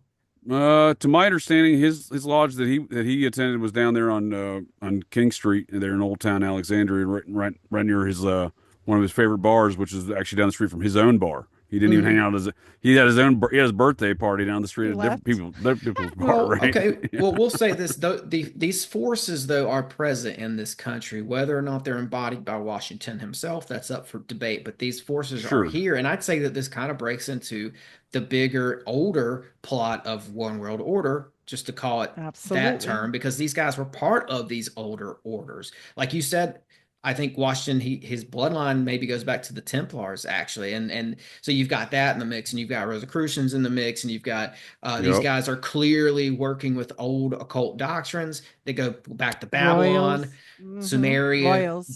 Greece, royals, and I think like okay, for example, Manly P. Hall, he has a book called "Secret Destiny of America," and he Yep. kind of Good book. speaks to this. He speaks to this order of secret men who have been at work throughout the ages in governments all over the place, but here as well. And they, I mean, I don't know. We're You basically well, on their timeline. You know what I mean? you're Like put. we live Oh, on go their ahead. timeline like that. And I'll wrap it up with that. Like they hide the Which truth from us, and we believe whatever version they decide to tell us. And I'll just end it there. No, you're spot on, Tim. I mean, we do live on their timeline. Again, it's varying. It's not one timeline. There's a mix of all sorts of power factions. I think that play into this mix of how people perceive history and time and whatnot. But yeah, I think the one world order faction is present, and I call it the anti-liberty Anglo-American faction of the Society of Cincinnati. That's represented in That's too folks like big, JJ. We got to come up We with an abbreviate. acronym. yeah, Abbreviate. got to go AACC, Ancient Alien Cargo Cult Yeah, style with yes, it. So what yes. you're describing to me is all this occultism is just all this ancient alien cargo cult ideas just being kind of passed down through these occultic orders over the years. Mhm. I'm not gonna. I think George Washington believed in some sort of ancient alien cargo cult belief system. I don't. Again, so Greg Little was describing the mound builders as having an ancient alien cargo cult belief system, no different than the folks over there in ancient Egypt, as far as catapulting your spirit into the same star system that everyone venerates, Sirius, right? So it gets everyone's real serious about Sirius, the Rosicrucians you were Mhm. describing. So it is this continued generational thing I think that goes on, but that therein lies the problem with liberty. You put your finger on the target there of the issue. I think really, I mean, what Well, is and what is ultimately, liberty? You know, America is our name, but she's a goddess. Amruca is literally translated as land of the plumed serpent. And Yeah. what was all over with all those weird alien things and the snakes, I'm just Amaruka, saying. I would argue that that comes from the Amorites, a branch of the Canaanites, the Amorites. Their principal deity They're was saying Amaru. that's a Amaru. the Mayans and the Incas Yeah, and but well, stuff. I'm saying they came over here. I think that they because I mean, if you look in old texts, I'll just pull the Bible for instance. You had Joshua, Caleb, who were said to have driven out these people from the Middle East, and then I've traced them through. They were pushed out further by the Romans even later, and they were pushed all the way out to the end of Africa and maybe even the tip of Iberia where there's a jumping off point to North America. So well, I think the They definitely Amorites were made it pushed here. off Yeah. and they came over here. They made it to the Americas, and their chief deity And Amaruka, America. Quetzalcoatl is wrapped up in this, which will be continued with that one Ah, because it well, goes nice. right with it with the Amruca. Yeah, I think it's so Amruca. Yeah. that's Mhm. goddess worship, right? That's what liberty is, right? To going back to that, liberty There is you what go. I was about to say, Columbia. so that's what the society did. Lady They mashed Liberty. together all these goddess worship because over time, the Vatican has been the latest incarnation of it in the last 2,000 years in our modern sort of history. But over time, there's been the diminishing of this goddess worship and these wizardry. So, and that's what we see now with the Vatican Church. They've been putting that down over every kind of thing you can look at with the Vatican, Mary. quote unquote, putting folks down over time. The Dominicans, or whatever, whatever time they're out there murking folks, right? It's all because of, the Cathars, for example, that was goddess worship, right? So Mhm. it is this continued thing. We call them different names, but it's really the same concept. And that's why I think the society with their goddess, they kind of mashed all these characters together, right? Well, They got some and Hecate in who's there, speaking some, of the Pope, I Athena, mean, they changed up their mind because he's being sprinkling some Amaru. right. There you go. And he's being all about Mary now. His little prayer. I don't know if y'all saw it, but the Pope was like, and no Jesus for you, all about Mary. And I was like, oh, Well, well, and people noticed. I mean, so Mhm. I don't think they're hiding as much as they used to. I think it's always been this feminine at the top, like I've said about Mormonism, or hermaphroditic, whichever way you want to pull it, like Twineman says, but all of them talk about the same thing. Look, all these people are talking about keys and either hermaphroditic or feminine energy, gods, goddesses, however you it's want to play Venus it. worship. It's Yeah. Venus. It's the planet Venus worship, and that's the Well, astrological Venus alignment. So is you'll see the Ishtar. alignments with their architecture, right? You'll see like the Templar architecture, even here in America, like the Newport, Rhode Island Tower, the Newport Tower. Yeah. The alignments go. They have little windows. They little tiny little windows where they built in with the rock there. Not Mm-hmm. actual pane glass, but just a little area in the rock. Certain times of year, like the equinoxes, Venus shines right through there. It's Venus. It's goddess worship. It's Well, Venus worship. Venus is Inanna Ishtar. Yeah, exactly. That's what I'm saying. So these things get they get different. It's the same concepts. Always different. Yeah. Yeah. This What I like to book joke breaks it is down. There's so many of them. Oh my gosh. the language has changed, the times changed, but shit just stays the same. Yeah. Yep. Yep. Yeah. And It's Venus, I don't remember the full details of this, but somebody mapped this out and it looked pretty well researched. The path of Venus through the night sky creates a pentagram, a star. But these are There you all go. like, it just depends on which one they want that day. Like postulate that because Joseph Yeah. was all about Jupiter, and he was all about Jupiter, and some Well, are I all think, about Saturn, and some yeah, I are. think I they all think have it's their just own whatever flavor, right? fits. Yeah, it's whatever fits your deal or your day, Well, But you also have entities here that go by multiple names. yes, Some yes. of these goddesses are the same goddess. Their name has changed depending on people traveling throughout the country Oh and, yeah, you yeah. know, the migration of cultures and stuff like that. It's like Ostara, like That's what the I'm saying. We're sold Germanic. it. Hmm. Yeah, we're sold these are different concepts, though, right? Like we're sold that like these are all different things, but as you're pointing out, it's the same thing, Yeah, like Easter, different language. Ostara. Yeah. Hmm. But Jupiter is male, just so you guys know. But Right. there is some that are male Well, and some that are female. But what I'm saying is it's all well, about if you're whatever. Some of considering the them are both. hermaphroditic aspects, Yeah, the hermaphroditic. reconciliation of opposites, right? These Yeah. ideas, these occult concepts. I mean, I presume you have to have a male a deity in that regard, Yeah. but for some reason, the female deities within these whatever you want to call them bloodlines, they seem to that seems to be the main thing. But again, there is some sort of reconciliation of opposites, right? But Within don't that. you think they just hit it? Like it feels to me like this is what they did. Like Well, they that's what I knew was it going to was say. Yeah, feminine. they definitely hide it, Yeah. right? And then they took it and they went, we can't have this out front. Like you see it in Mexico. Whose last name do you take? You take your mother's. You Right. don't take Well, I that's a mean, you take Catholic them thing, both, right? but like That's a Catholic thing, right? but still you wonder like okay are they patriarching it up so that we'll be let off the course and we're Well, not going to see because in Mormonism it all looks patriarchal until when, JJ, till you get to the second so anointing in the that's what I was going bedroom. to say. Yeah. And then I went, what the hell is this shit? I mean, I'm not a feminist, so I was never upset about the other way around. I'm just confused at why we're lying to people. Well, and that's the secret, right? So that's what I'm saying. Even when you get boiled down Yeah. to the Mormon secret, they're doing goddess worship, right? Yes. Yes. Well, Because that's part of the bloodline. the last blessing you'll ever get if you make it to the top of the top is from a female in your bedroom, and she better be your wife. I didn't make it there.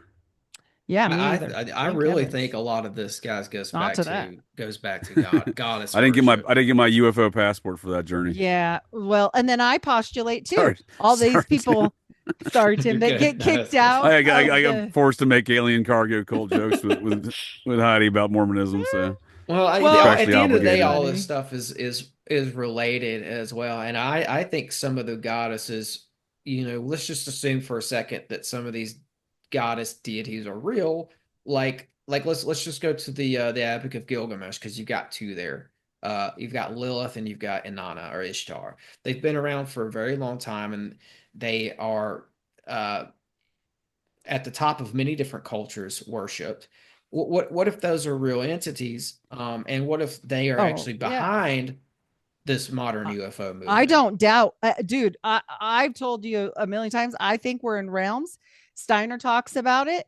I think these are certain levels, and they'll light their ass off to you. Which one they are? You're going to get the lowest level first because the highest ones are busy and they don't want to talk to you because you smell bad. But like really, I mean, we know this. And when you get this book, Tim, if you do get this book, I'll like get it. I'm this definitely one going to get that says book. like Aphrodite, Hera in Greece, Egypt, Hathor, Isis, Syria, Hathor, yeah. Astarte, Yeah. Astarte, Anath, Ashtar, Chemosh, and then it says Mesopotamian, Inanna, Ishtar, Gwart, Beltis. It has all the different breakdowns, even the Mesoamerica, and I cannot say that name. It's like Lazolteotl. I've never heard that once in my I whole can't life. help you out there now. Yeah. Not Well, my not my the language. the But they the have the natives, native, yeah, yeah. names. So I found one the other day. Common It's the same native name, goddess yeah. as Easter, It's Uh-huh. Ostara to the Germanic people. Sure. They showed her Yep. as this goddess of spring with flowers and like holding a rabbit, or usually there's a rabbit or a Yep. bunny in the picture. It's Easter, right? Well, Right. they had the Is Mayans, that I think, The Gothic tribes of Germany? Is that what we're talking? The Ostara. Gauls, I don't know if they had Ostara, the maybe. Visigoths. Maybe, but it goes back to, I think, the Teuton tribes, the Well, this Teutonic all goes tribes. back to Marian worship. I did a whole Mother in Heaven episode, two of them. One I did and one Ed Mabry did. And this stuff, you're right. It's like a very linear graph, clear back to Tammuz, clear back Yeah. further than that. Like it's really old But in all there's a the version cultures. here. There's Oh a yeah, North no, it's American everywhere. Easter. Her name is Mm-hmm. Ixchel. Ixchel. Ixchel. She's Hmm. the the Americas version of Easter, and Right. she's shown and depicted with a rabbit, a bunny, Yeah. oftentimes. Well, it's So Weird. often that's what these sex cults are, fertility cults, right? So Fertility. Mm-hmm. that's actually I was going to ask you, Tim. So like, what do you think the people were venerating when they constructed what is known as Serpent Mound, which I would argue otherwise, but what is known as Serpent Mound? That's supposedly 5,000 years old, right? If they're in Adams County, Ohio. yeah. Um, You familiar with the site? yes, I am. I'm thinking about how I'm gonna I'll answer say that. I think we talked about it before, right? When we were on the Fridays there with Yeah. I think it was a shamanic ritual site, and you know, I think Serpent Mound over here in Ohio was probably modeled after the Serpent Mound in Bashan in the Middle East, and okay. that was King Og of Bashan's land. He's talked about in the Bible. He was said to be a Nephilim. And also there's a Serpent Mound up in Ontario, Canada, that matches the Serpent Mound in Bashan. So There's I a couple in think Wisconsin as well that would fit in that category, I believe, as well. there's a Serpent Mound in Seattle, Washington as well that not many people know about. We know Yeah, Seattle sits on top of an older city too. A lot it of does. these Serpent Well, Mounds I think represent these older cultures, and I think there's a shamanic purpose, but I think there's also a deeply sacred vein to this thing where it's meant to diminish the divide between worlds for people. Well, and on top of it, with the Marian worship, if they can channel the energy from the procreation, which it's all sex magic, they there can you go. use that. And that's why they want Mormon women continuously pregnant. They want There the you go. literally, and the polygamy too. That's bullshit. They say, oh, the guys died and this and that. I don't care what it is. And it wasn't just that Joseph was horny. Those angels said that to him. I promise you, this has to do more with like he probably had the right DNA and they wanted a lot of it, right? Like go make as many Yeah, babies as you can because you don't see any of the yeah, elites holding back their baby juice. They all got 12 and 20 kids. Let's be real. Elon don't even know. He's for like, I don't sure. even know how many kids I Well, got anymore. There's an aspect to these sites and the Serpent Mounds too, where it's like I think that they were trying to harness like the natural, like what we've been talking about, the Yeah. natural earth Yeah. energies, but even sure. like atmospheric energies, The because Oh, bones. they say that the egg looking thing in the mouth of the serpent from Serpent Mound, yeah, it had an obelisk there at one time, and they said yeah. it was And that's a dick getting statue, right? it's that, but it was also getting struck by lightning on a pretty, Yeah. yeah, Right. all the time. It was always getting struck by lightning. That, And so that means that the place was being charged metaphysically in some type of a capacity that maybe we don't fully understand. I Well, totally agree with you. I totally do agree you, with you. And but JJ, what do you look at what we're think? talking about here with all these details. That What do you think about go ahead, Twyman's Adi. story about, okay, he brought up the egg. You know the story about Ooh, them bringing up the ooh. egg with Twyman and the okay, have you heard this? This gets weird. I'm sorry, people. No, But I'm familiar with Twyman. I'm not sure if you or some of the folks in the interwebs may not enjoy my opinion, but I'm happy to right. share it with whatever But questions you got. but the story, I'm just talking about the story that she told. I want to know if this has Sure. any other reference, I guess, a point. Is this story about the No, gods I'm happy making, to discuss. Sure.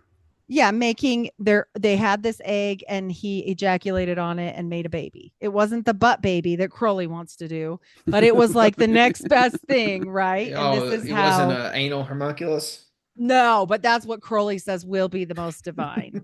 And Right. so, well, I mean, horrific. I can't even imagine how Uh, that would uh, feel. But Oh, I, it's I, bad. I'm familiar with that tale. I just, I don't, her take on the Templar, and that was, I didn't really know her well. We had my Yeah. bootleg producer, Darren the Brit, um, was friends with her. And so, and he, she was, we exchanged notes. She was always trying to get me on her podcast stuff, but we really disagreed on the Knights Templar. Hey, Do hold you on. Are guys we know talking about that story? Just the Tracy egg Twyman? story? Yeah. Yeah. Just just the egg story with the ejaculation procreation thing where he's talking about the egg. I just didn't know if that had another reference in Yeah, well, gods, yeah, if you guys I think so. I mean, I guess what I'm getting at is I think something like that. Yeah, I agree. There's stuff to that one. I actually kind of, would be one of I the things I thought there agree with. was. Yeah, I Hey, thought it was a somebody with her told with her me. with her, Babylonian. with her research on it. But she goes some off. I just wanted to preface. She goes kind of off the deep end, or she went off the deep end, in my opinion, Right. in her nights, not in her life. I'm saying in her. Well, I'm not again. I just want. I'm not trying to make We it. I'm don't trying not to know. make any. Yeah. Trying to make any Actually, personal judgments on her. I'm just saying like her work. She did made a lot of unsubstantiated claims upon the Templar and really just recited the Vatican's words on it. Really, I mean that's. Right. But in regards to Just to their the egg rituals, point. Yeah, just that yeah, egg that one. ritual. I don't know. I was trying to remember. I thought it was Babylonian, but I thought maybe one of you guys would remember. But it would go to your point if it's the egg and how they tried to bring back the loving egg from space shit when not very long ago. And I saw it and it wrapped me in love. You remember all this? So I was trying The to fellow think from the other about day. this. Yeah. Yeah. Yeah, I So like. Well, I've been thinking about Ed some more. Ed Cassis and his thoughts because he spends his kind of what I thought was going ancient alien cargo cult, but then he hit me with a Shyamalan twist at the end saying, "But they're terrestrials." And I was like, "Oh man, now I like you again, Shama bud. Lama. I didn't like you for the last 34 or 35 minutes, but now we're back. We're friends again." Were It was you an odd conversation, but it was an enjoyable conversation. But no, Do what we're you, saying, Heidi, yeah. with the Twyman's research, I agree with some of those respects, like the egg stuff you're talking about, because that's what I was getting at before. Look at all the details we're discussing: obelisks, eggs, fertility rituals, Easter fertility Right. rituals. Right? These are all the Well, works of a sex cult. and the You can only call it reason sex why, magic cult, whatever you want to call it, yeah, but sex cult. the only reason why I bring up the egg is this. Think of this. What if they did it? What if I always postulate this, and I know people don't like the cabbage baby stories, but listen, what if the Brave New World, if they did have just the egg and the ejaculation and made a bunch of people that aren't quite right, like We the non-player souls here, like you're gonna you're uh, gonna enjoy my theory of Serpent Mound then Heidi, if I haven't shared it before, because it falls right in what you're saying. So, okay. and the idea that all these folks, the ancients, including the founding fathers, and in between all their family folks and these bloodlines, they all have an advanced understanding of mathematics, from the mound building Right. to sailing the seas to drawing maps to every surveying. So, for example, my forefather who fought in the Revolution as a spy and a scout for Washington, Abner Vance. Somehow he was an uneducated man, but was a surveyor and map drawer. So who taught him? So these things get Okay. passed down through Hmm. bloodlines and whatnot. But in that regard, if you think about how advanced in mathematics these folks are, what else are they doing in the fields of science and mathematics? Do they understand biology? Because you could look at Serpent Mound as being not the horned snake god you do see in representatives like you were talking about in Oh no, not now. Not on the sperm and an clincher. egg. There we go. Go back a Oh, And my back. sentence. and Go back a with the, sentence or two because I with Oh, cut out. Diana of Ephesus, see, India claims that they knew about test tube babies long before, which was why Diana of Ephesus, everybody thinks she's covered in boobies, but they're not. They're eggs. Those are eggs all right. over her body. And so if they knew, and think of how many people are in India, and have you ever seen very many India families with 12 kids? Because they don't do that. They're poor. And so where do these kids all go? Like, I mean, I'm just saying, if they're messing around, they're fucking around and finding out, is what I think. And Americans have unique problems, America. right? Right, and they have unique problems that nobody else has genetically. Like, you can tell an American when you travel. I mean, not always, but JJ, there's something to that. They No, know when you can smell an American. yeah, it's weird. And we have like different we're like allergic to our own fucking food. Like, come on. You know what I Like, mean? Like, it's not right. Yeah, it's weird. yeah, the Yeah. food you don't get all this preservative and stuff in Europe and everywhere else that True. that Well, really that's come what out I when was you're gonna sweating and stuff say. like that. But it I can't don't be want to just I don't want to that, shift the Well, no, you conversation, can see it. but You can like see it for sure. I think this If it I goes may back fin to the Rockefeller. I'll let you Sorry, we finish, have a but delay. I think it goes back to the yeah. Rockefellers, man, because they introduced their medical system and their dietary stuff and all True. that. They changed everything up. So and we don't have to go down that No, no, Well, path, we you're but fine. can because you know who the Rockefellers are, right? They're a member of the Yeah. Society of Cincinnati. They're boom, there it also is. they're also related to Joseph Smith. So There it is. These families stick together. They stick together. You know, these society families and True. these Venus families, if you will, because again, it goes back a long time. They've been sticking together not for just the last couple hundred years either. well, and that's why I bring up all the time about genealogy. And somebody was a dick today on my podcast, one of the viewers, and they were like, why is she talking about royal Mormons? I'm like, you guys don't listen to what I'm saying. I'm talking about bloodlines of royal people being here and being Yep. disguised basically into the regular population as poor farmers. That's what I'm Like talking about. Yeah. I can give you an example of that from a member of the Society of Cincinnati who would later be the King of France. But if I may finish my point on the Serpent Mound situation. So, you know, like you're saying with these advanced understandings you're applying there with the ancient history of the biology and the eggs and stuff, Heidi, the fertility cults, these sex cults, right? If you consider these factors, the advanced mathematics, right? They're going to know more about science and mathematics. They're going to have a greater understanding of just they're doing astronomy and mathematics at that level. We can't replicate that today. Some of the stuff they did with these mounds with the most advanced surveying equipment. For example, Newark, Ohio, they got a straight line mounds, 6 foot tall, five. I think it used to be 6 foot 5 foot tall. It's now a little bit 3 foot tall, but you know, 50 yards straight line.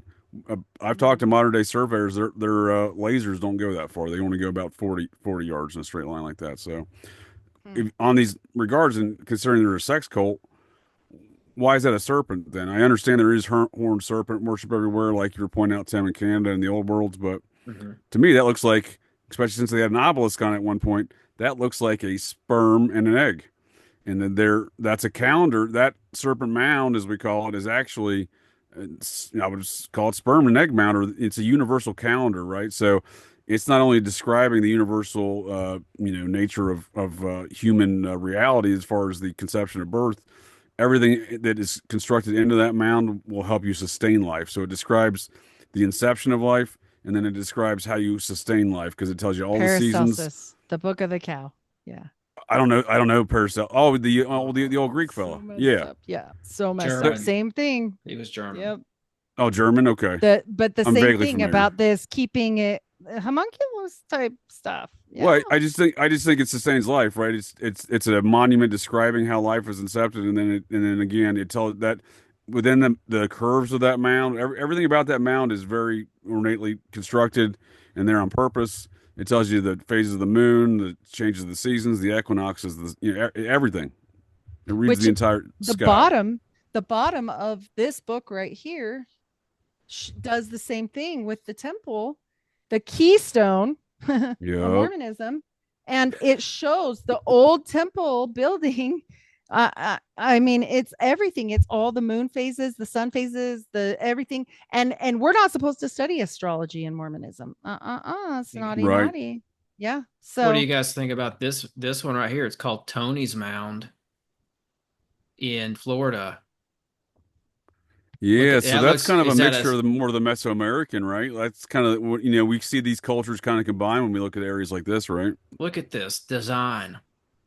And this is spread out over acres and acres. This is Yep. huge. And there's water because they were utilizing water Oh, they were for its irrigating, yeah. properties. Yeah. Oh, these Um, weren't dumb people. They were not dumb no, people. No. I mean I don't know what this is, but this looks like a sigil. What do you think, Heidi? absolutely. Yeah, it gets It interesting down here in definitely. these Well, that looks like a southeastern. bug. Mm-hmm. This looks like a bug right here with two antennas. Like, Yeah, it's insect-like. It's alien this looking. It's is the compass right here from Freemasonry. Boop, mm-hmm. boop. Well, that's what I'm saying. These are interesting because of that. We see so many mixed cultures. We see the Mesoamerican, Mississippian, and the Ohio Valley mound building cultures down in the southeast. And it does, you can see all these different symbols and stuff throughout there. So you see these large geometric patterns. That's from the Ohio culture, Mhm. right? Then you see some of Wow. the, all these components you see here are from these various cultures of the mound builders. These are some of the later ones, right? I this is what is it, They're 600 saying that's BC 450 BC, or huh? That's 450 interesting. BC? Yeah, That's the Adena. That's the Adena era. That yeah. I'm This not is familiar with that. That's man. from Greg This Little, huh? Yeah, man. This is shrouded in mystery, man. That's why I brought this up because nobody talks about this one, and it's. I mean, Yeah, it. because most of them are not from that old down there. Right, right. I mean, like you brought up the Phoenicians earlier. I think this whoever they were able to travel as well. I think that's Hmm. why they all these Time. Gulf, if they were in the vicinity of the Gulf, they were seafaring, I think. Oh, for sure. What? And like if they're Well, doing water stuff around here, like so this is all some sort of It's ritual all space with water going around it yes, then, right? bro. There's a moat around this whole entire thing. That Right, but I when mean, right. did they start traveling to other ways? Right? Like, well, I yeah. mean, like hyper, you know. Yeah, it's pretty wild. I like this site. I'm Oh, not sure if I'm familiar with this one specifically, but I do like that the sites of the southeast well, that with a gets in mixture of the the cultures. Heidi, that gets in the portals. That's what I'm talking about. Yeah, like travel, like where could they travel astrally? Exactly. And I mean, I'll go Exactly. there, man. That's not too woo woo for me. I think one of the coolest things that we're seeing right now is, and I know people are gonna have different thoughts on this, but this recent Joe Rogan episode with Hal Puthoff, like I've been telling people for years that personally I think that remote viewing is very real. Oh, I they have CIA docs on that. That's yeah, declassified. That's but real like it for seems sure. like once you see it on Joe Rogan, it's a good indicator that the culture is moving forward enough to accept these Mm, things as truth. Sure. And I think Well, that's but where I'm we're also at. concerned by it because Hal Puthoff's an OT7 level Scientologist, and right. he's also been actively involved in numerous alien psyops over the last 40 years. So these things do concern me. That being said, I don't disagree with you, Tim. I Yeah, do I think didn't remote watch viewing's that. real. no, Yeah, I I didn't think watch it's that, but the CIA docs are real. you're right. I Well, mean, I do It's think it's real. I important just to think it's point getting that stuff packaged out. and sold to us improperly. Just like we're discussing our histories being packaged and sold to us improperly. These abilities that are innate to humans, or at least a lot of folks, much like any other skill set, I think some are more skilled than others.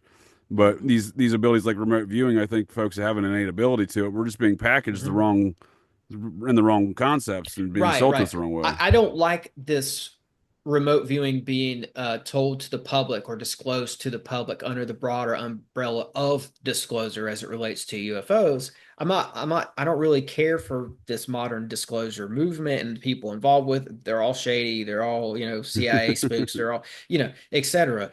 But and I'm not like a huge Hal Puthoff fan, but when I see a show like that, what it tells me is that okay, stuff that I've been telling people for years and years and years that's true. Most people and it's been regarded as conspiracy. I think it's saying that well, some a big portion of society is now going to think twice, like oh okay, maybe remote viewing, maybe there's something there. Maybe there is something to that. And in a grander scheme of things, it almost like represents us as a collective going back to what the ancients had in a way, consciously. It's like, are we coming I full think circle? I Because think you're spot on. I think that's exactly what these Mhm. ancient alien cargo cultists like Joe Rogan and Hal Puthoff want to do, convince us of their belief systems, which is rooted in these ancient belief systems of these alien ideas. Yeah, I know. I think you're right. I don't know if it's good or bad or Mhm. indifferent, but well, um, it might not be good or bad yet. It's too soon to tell, maybe. Because here's the thing, man. Like I agree with what you're saying. Like, yeah, that's sketchy. Like Scientology, all that is sketchy. But I also kind of agree with a lot of things that Hal Puthoff himself said. oh yeah, he's a smart I fella. didn't watch it. Yeah, I didn't watch So, that one because No, I I haven't seen don't that. No, I ever. haven't seen it either. Yeah. I'm familiar with his work. but I'm glad you He's a pointed close out what you associate did. of oh go ahead, Tim. I I apologize. was just going to say, I'm glad you pointed out what you did about him because it's important to know those things. It's important to know that we might be being psyoped. Sure. And no, I think it is important to know kind of these dynamics and like where he's coming from, right? So, back in the early 90s, he was a part of a team called the Aviary that tried to convince folks they had an alien out in Area 51 that liked to eat strawberry ice cream. These are amongst many other things that Hal Puthoff's been involved in, but he's Mhm. in recent years he's been an associate of Brandon Fugel. Yes. Yes. Brandon Fugel of Skinwalker Ranch. You I know have some pictures in there of that I had. But I do want to say this too before I get nailed on it because somebody's going to call me out and they're going to say I was kidding. Uh-oh. Joseph Smith, founder of the Mormon Church, seventh cousin, two times removed to Rockefeller. Just so you know. There you go. These Nelson Wait, say, society wait, Rockefeller. families stick together. say that again. Joseph Smith is related to Rockefeller? Yeah, Nelson Rockefeller. Yeah, seventh Wow. cousin, 2 times removed. They all Well, are. yeah. Well, it's these families, they Literal. stick together, and again, it ain't over the last couple hundred years. It's thousands of years they've been sticking together. But the Rockefellers are an early Dutch family to New Amsterdam. They changed it. They dropped the N later to Rockefeller. They were a Yeah, I society family. Mm. this is why I'm constantly bringing up genealogy, and people are like, "Oh, stick in your lane. Why are It's you talking important. about royals?" I'm like, because it's all together. Like, what? I'm just trying to Well, help you guys. yeah, but Yeah. we've been kind of cultured to think it's not important, right? And generally speaking, as a general public, right? Like the response you're getting has been very programmed into people, I think. Tim Yeah. Tim was the best response. He was like, "Oh my heck, do you know about these people?" Because he was around when I first learned about it, and I got a bunch of my stuff back, and I was like, "Tim, I'm like related to bad people. These are bad people." Like, you're Well, related to like 7 queens. yeah, yeah. I looked at it and it's dense. It's she's related to like a power family and a super powerful lineage of women, which I always forget the term for that. Matt's Matt, Oh, I don't know it. matriarch, Is it a matriarch? Matriarchal. matriarchs. Yeah, Yeah, but Uh-huh. matriarchal. it's where the bloodline, instead of coming through the The fathers, it patriarchy. comes through Uh-huh. the Yep. Yep. mothers. Yep. And like Heidi's goes back, we don't know how far it goes back because So the I king lost is my eighth great grandpa right now. The king of England. I Like, Well, it around sounds like, according to that one Talbot fella, you might be more close related to a king than you think, though, because yeah, that fella's no, supposedly yeah. the bastard child of King George. Yep. saw But on the bloodlines. unlegitimate, like the other story, he's my eighth. But yeah, my eighth Yeah. grandpa. No, But on the I probably shared some of real mine with story, ooh, I yeah. shared some of my genealogy with Heidi too. We were distant cousins in these Yes. same regards amongst these same families. They stick together. They Hmm. do. And every time I research somebody new for Mormonism, even weird ones like that Beaver Island guy, I'm like, how am I Yeah. related to him? What is going on? Same Like, families. it's weird. Is that, And hey, is that it's Beaver everybody. Island in Lake Michigan or the Great Lakes? Wisconsin, I think it's Wisconsin. Yeah. I think that's this Beaver island. Island, king of the Beaver Island. You know what's funny is I think that's a place that I've researched before. I'll have to go double check, but there's a island up there, and I think it's Beaver Island that's rumored to have an old pyramid on it. Well, that's Oh, was my one of my great interesting. family male. Who Hmm. knows? But there's speaking Wisconsin's of a mysterious pyramids. place. Well, speaking of pyramids, I did have one today for us, and I Michigan didn't too. didn't put it on there, but the Sumas pyramid here in Utah, where they still offer if you want to go be a mummy, and they'll like do that for you after you die for a certain amount of money. Sign me And up. yeah, but Sumas, did you catch it, Tim? Yeah. Howard Hmm. Hughes, Suma, Hmm. Oh, Sumas. okay. It's all the same. I looked it up. And Sumacor. and mummies. Like that's another thing we haven't talked about The today. Like Mormons, they you have were no idea. finding mummies everywhere here. The Mormons There's had them some mummies. They bought yeah. a whole house full of mummies. There are old newspaper articles that I found that allude to there being like major problems with people stealing mummies from the States and like selling them to Europe, selling them to across the pond. And like they found 3,000 mummies in the vicinity of a cave in Kentucky Yeah. and Colorado too. Like this region, Heidi, where you were showing a lot of those pictures, that was like near Colorado, right?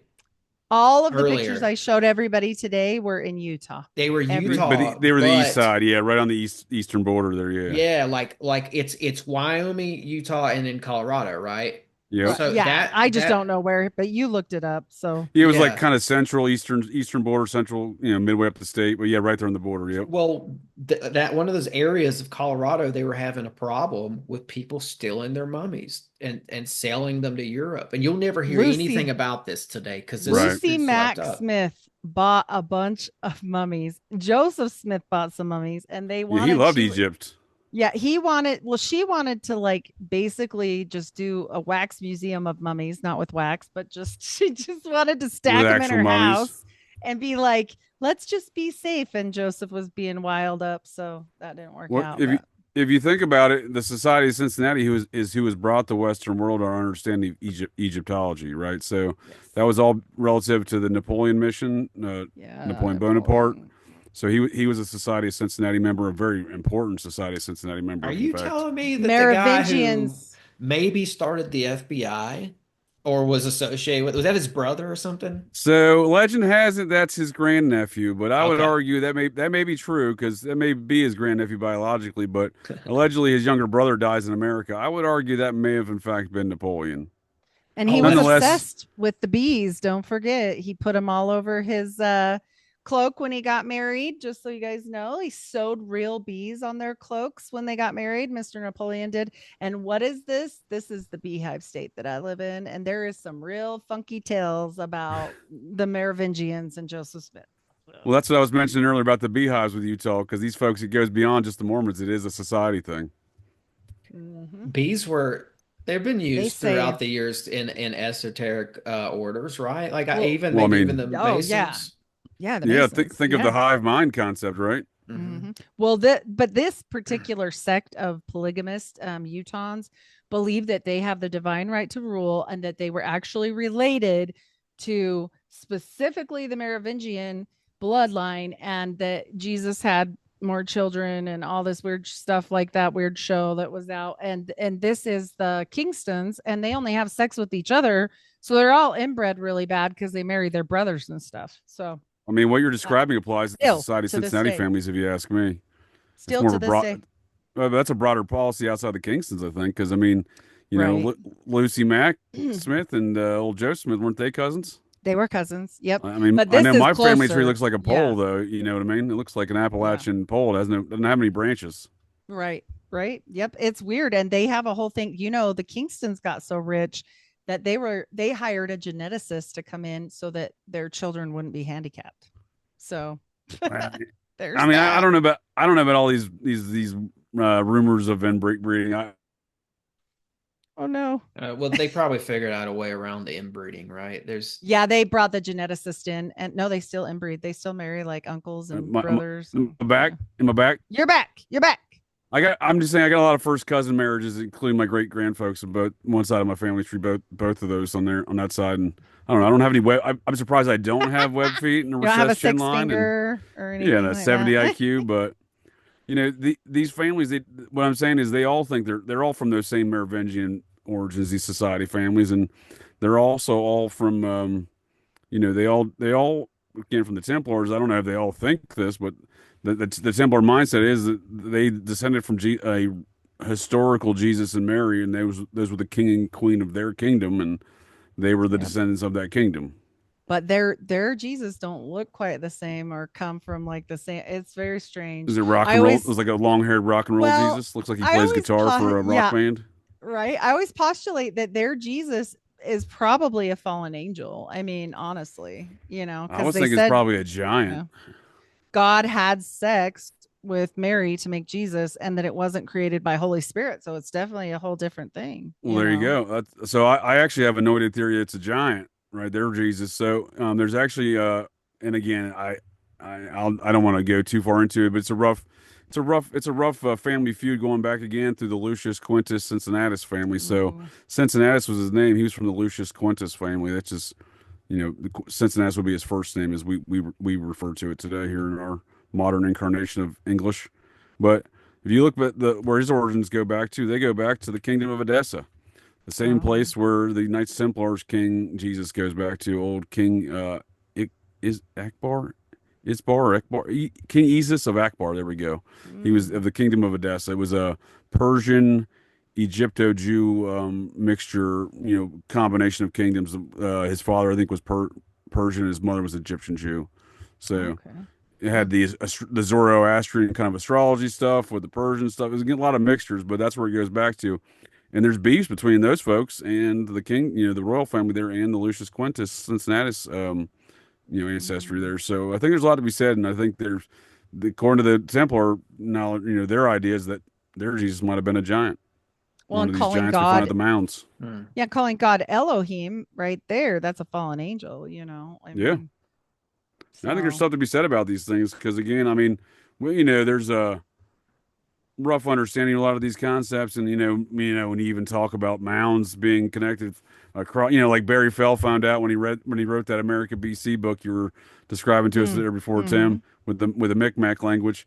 When he wrote that, Harvard professor dude got a lot of backlash because he suddenly started connecting locations from the old world to the new world before Uh-oh. BC, and you couldn't do that. Can't Yeah. do that.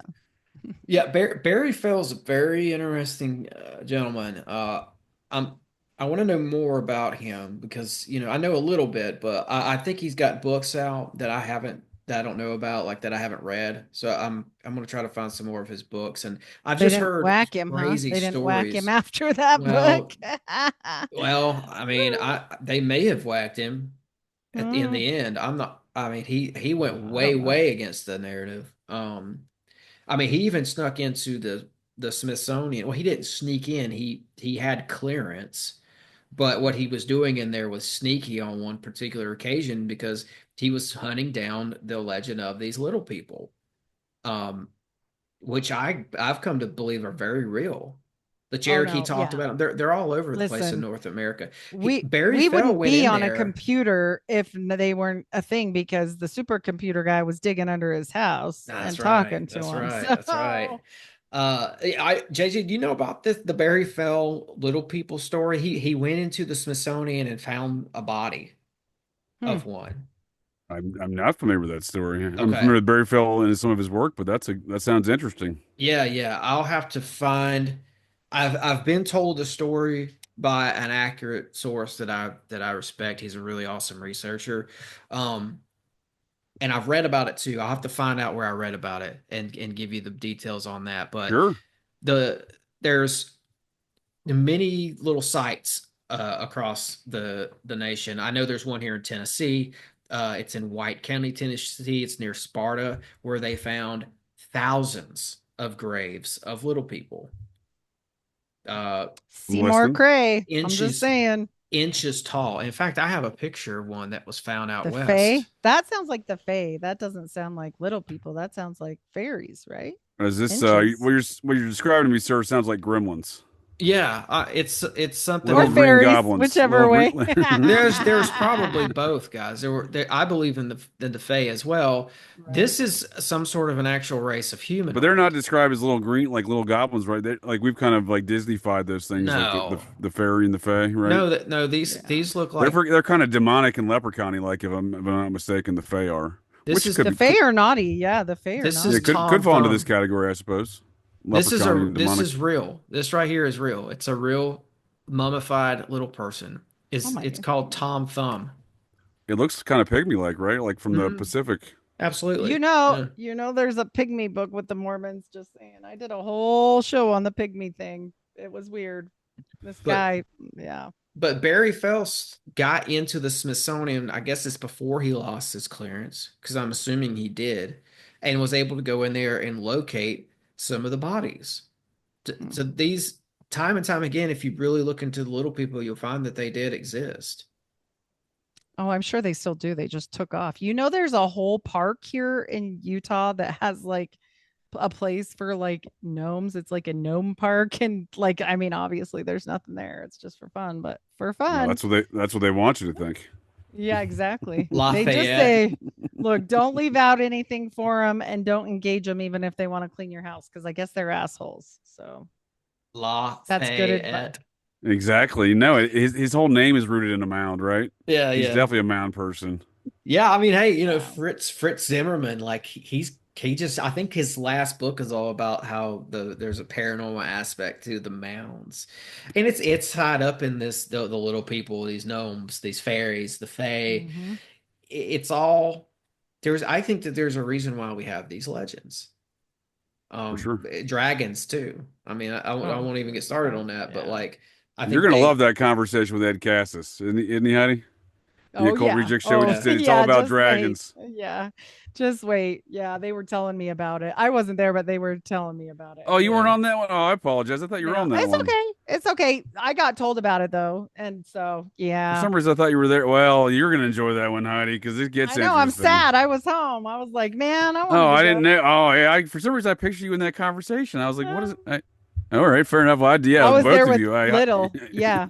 Yeah, for Oh, sure. maybe I'm mashing those two Oh, conversations yeah. together in my Because they brain. were kind of, yeah, similar, like This We has people. no, we talked about a lot been of the same stuff. Yeah, a lot of the ancient alien uh, cargo cult belief systems of catapulting into the sky and these ancient cultures that where these things come from. I no. know. I was sad. I got told about it after the fact. I Yeah, was like, because I well, don't know. hey. Even as you're describing to me right now, you weren't there. I'm like, are you sure? eh, well, I'll have to I'm tell Nick. sorry. I wish you Jeez. were there. It'd have been a I great. was It would have been just great. kidding. It would have been a better conversation in my like I said, my brain Uh, hole. You were there. Yeah, I'll check. I'll yeah, have to check that that's one what out, man. matters. That sounds like a good conversation. I mean, just I've looked I'll give Nick a hard into time next time. No, sorry about That's that, right. Tim. Go ahead. I've looked into to giants. I think there's enough evidence to equivocally say they're real. I've looked into Mm. these little people. I think there's something to that one as well. Right. I could just keep going. Like, Oh, yeah. even if So you look into the fairies, there's so much stuff out there. Like before this whole UFO thing, which that seemed to start in the public's eyes in 1947. That seems to be where they rolled out this yeah. propaganda this propaganda campaign dealing with UFOs and stuff like that. But before that, you were looking at thousands of years of fairy sightings that are documented. Check out this On book. mounds. On Check out this mounds. book where you like about the Pygmies and Dream Giants by Kilton Stewart, and he was a Mormon. So Interesting. it's very weird. Yeah, there's a lot of weird things that always it's 1 degree of separation from a Mormon. Well, Yeah. that's what I was going to say. I'm glad you brought that up because I was going to say it sounds like you're implying, Tim, the Smithsonian some sort of vacuum project to make sure none of these pygmies or Oh, giants or anything anomalous gets sees the light of day, right? Mhm. what? Yeah, I think it's our Vatican vault. It is. Yeah. So do you know the origin story of the Smithsonian? Go for it, man.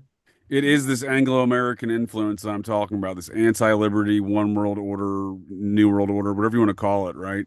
But it's manifesting in America and subverting America's independence and sovereignty through a faction of the Society of Cincinnati, and it has been since George Washington was poisoned on July 4th, 1799. And I would argue before that, when folks like Benjamin Rush?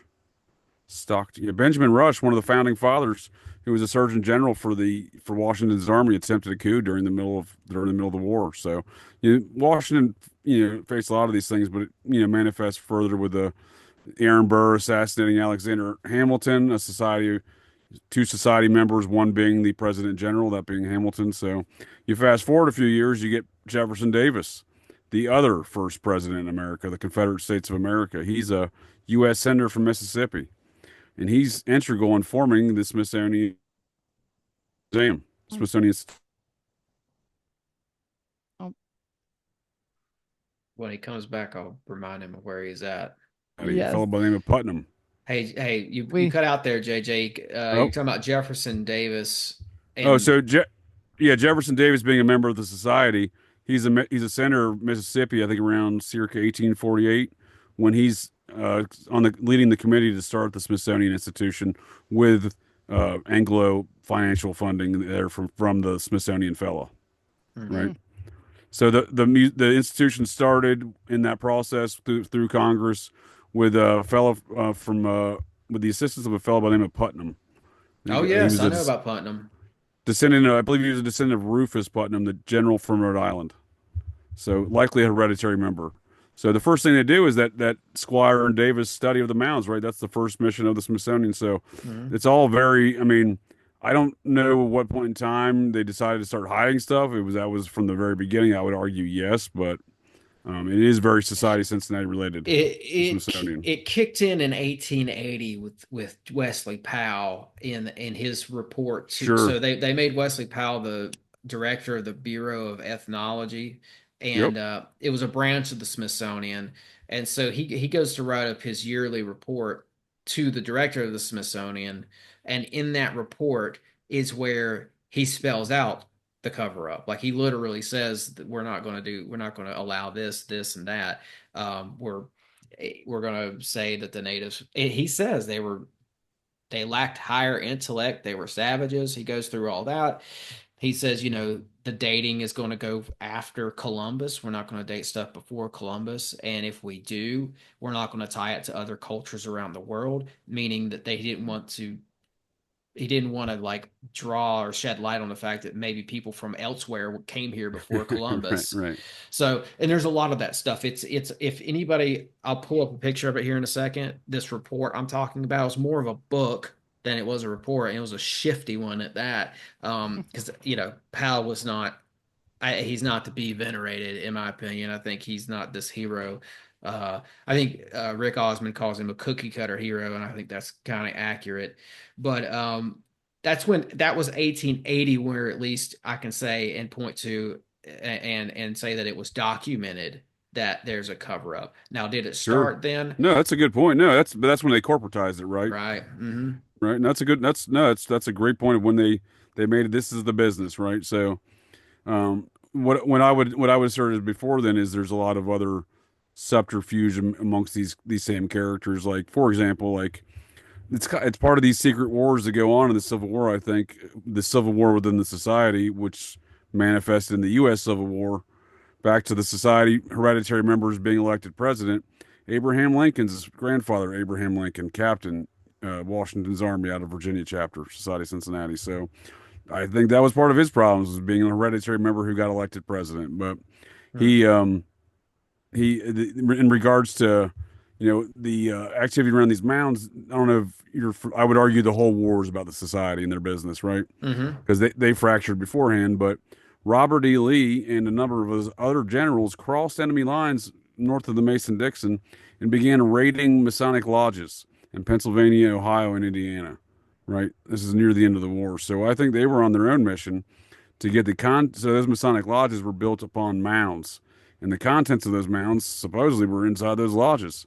So whatever these dudes were after, they were after the contents of those mounds, if you ask Mm, me. yeah, hold tight real quick, JJ. So, for anybody out there who's interested, this is what I'm talking about. This is what I'm referencing. It's the first Yeah. annual report, Bureau of Ethnology, by John Wesley Powell. If you want to find the stuff that I talked about today or just a second ago, you'll want to read pages 72 through 75. It's all there. So, now back to what you're saying. Who raided the Freemason lodges? Who? So there's a lot of good information, even if the dude's full of shit, pal. There is a lot of good information in those studies. You can garner a lot of good stuff. But Yeah. no, it was around, I think about a year prior to the war, the end of the war. Oh Robert E. man. Lee took a cavalry faction and I think north of Somerset into Somerset, Pennsylvania. So basically, all across the Mason-Dixon. My hands are filthy from all the doobies I've been rolling, so I apologize. It's a little super black for some reason on the screen. The so Somerset, and then you just keep moving east along like the Monongahela, and all the rivers, the Ohio River. They started going north. They started raiding towns and Masonic lodges in northern cities in the Union near the end of the war. And it's not really recognized that they did this, but all across Pencil from like midway, like kind of Harrisburg, Pennsylvania, Somerset region, all the way over to Illinois. They had raided all the river towns and all the Masonic lodges. They actually got busted. Robert E. Lee's and his folks got away. I think one of his generals got busted almost near Cleveland. These dudes were in deep, like they were almost by Kirtland, Ohio. They're Hmm. hiding. So Uh-oh. we You know know that's what, JJ? important mound territory, right? All those places you just mentioned, but a lot of the towns in those states and in that general area, those are towns built on mound sites. Absolutely, specifically the Masonic lodges, Yes. specifically, and these guys were Masons as well. And again, they were the Confederate generals, and they're all part of the Society of Cincinnati that disbanded, briefly before the start of the war. So whatever these wars are, whatever these disputes are amongst these kinfolk, they wanted these secrets of these mounds, and again, they're happy to steal it from one another, right? Oh yeah. Oh yeah. Heidi's had on this guy. I don't remember his name, but he's like a SRI victim. Is that how that's said? Yeah, are you talking about Nathan Reynolds? Yes, and he Reynolds says that his family were digging up mounds and getting out tablets or something and try and figuring out how Yeah, to use them in magic. it's the Mormon way. It's the Mormon It way. is the Mormon way. My husband just said, "You guys are still talking. What are you talking about?" Yeah, I'm like, we can Mormon wrap it I'll stuff. up here text you. soon. We can He's wrap it like, up here soon because this has been awesome. this has been fun. He was just curious of the topics, and I was like, "There's like 30. It's fine." Yeah. I mean, actually, It's you know been what? This fun. this is probably a good place to wrap it up because it's kind of like we came because Yeah. the trend here today that I've noticed is like the magic of the mounds, Yes. Yep. the esoteric lean to it, the occultist tradition of it and all that. Like we really highlighted that today, and that's been awesome. And we kind of came full circle in that regard. I So think it was great. I yeah. I'm not I'm one to talk, so I'm not one. If my kid Good wasn't needing to go to conversation. bed, I'd stay for another hour. Oh yeah, it's we cleared 2 hours. It's this is a Yeah. good time to wrap it up. Yeah. I appreciate both of you. This has been great. We'll have to do this again sometime. Yes. Let's do it Um, again. This was fun. We should invite Nick to the next one. we That would should be I do was gonna that. say, how interesting. about we do a I Fridays? should Y'all both have. join us for a Yes. Yes. Fridays, Yeah. Yeah. and then we'll Let's do it. continue these same Yeah. conversations. Because Oh, that would be as I was fun. saying, I was telling Tim there before, have him back, and then obviously, Heidi, you're always welcome back on another Fridays. In fact, you ended up being the guest instead of the co-host last Friday. Hey, that really worked to our favor. So Right? yeah. Yeah. Yeah, because and like there's so much other issues surrounding this issue. Like this is an iceberg and we just chipped Oh, it, a little this is piece of it barely off. because we didn't even get to Nazis and all the Right. this goes, and I will say this for one thing too, as far as your point, JJ, and how they stick together. I will say this: if you're related to one royal, you're almost related to them all. And if you're related on my dad's side, if you're related to one president, you're almost related to them all. And With that's the And the exception other of Martin Van thread. Buren. yep, I'll That's check. that's the Yeah. other thread that I noticed coming up today is this, the bloodlines, Yep. the reality It's of the real. bloodlines. So It's real. yeah. And It's you know gold to what? some people. They're all about that That's blood. Yeah. That's so true. Yeah. Well, Well, we'll the we'll strength do is in this the again. sinews. The power's in the sinews. And you guys want to know about why they're digging up bones. Mm, Well. And we'll yeah. save that for JJ show. Yeah, that's Hey. awesome. No, Nick will have a lot to weigh in, I'm sure, on the occultism and a lot of these Oh, topics. I'm not a cult. I mean, I guess technically I am a former occultist as holding numerous priesthoods within the Mormon church in the past, ah, but yeah. I'm saying I'm not an occultist in the general We sense. didn't know. We didn't know. Yeah. Yeah. Yeah. I was gonna say, It would yeah. actually there would actually be a little bit of a commonality between the show I did on Fridays and this show, and if we did another Awesome. show Yeah. Let's do it. with the three of us and We're gonna Nick. mash them together. Yeah, that's Yeah, what I yeah, was thinking. Yeah, I like where we're at. Let's We're do gonna it. mash them together. yeah.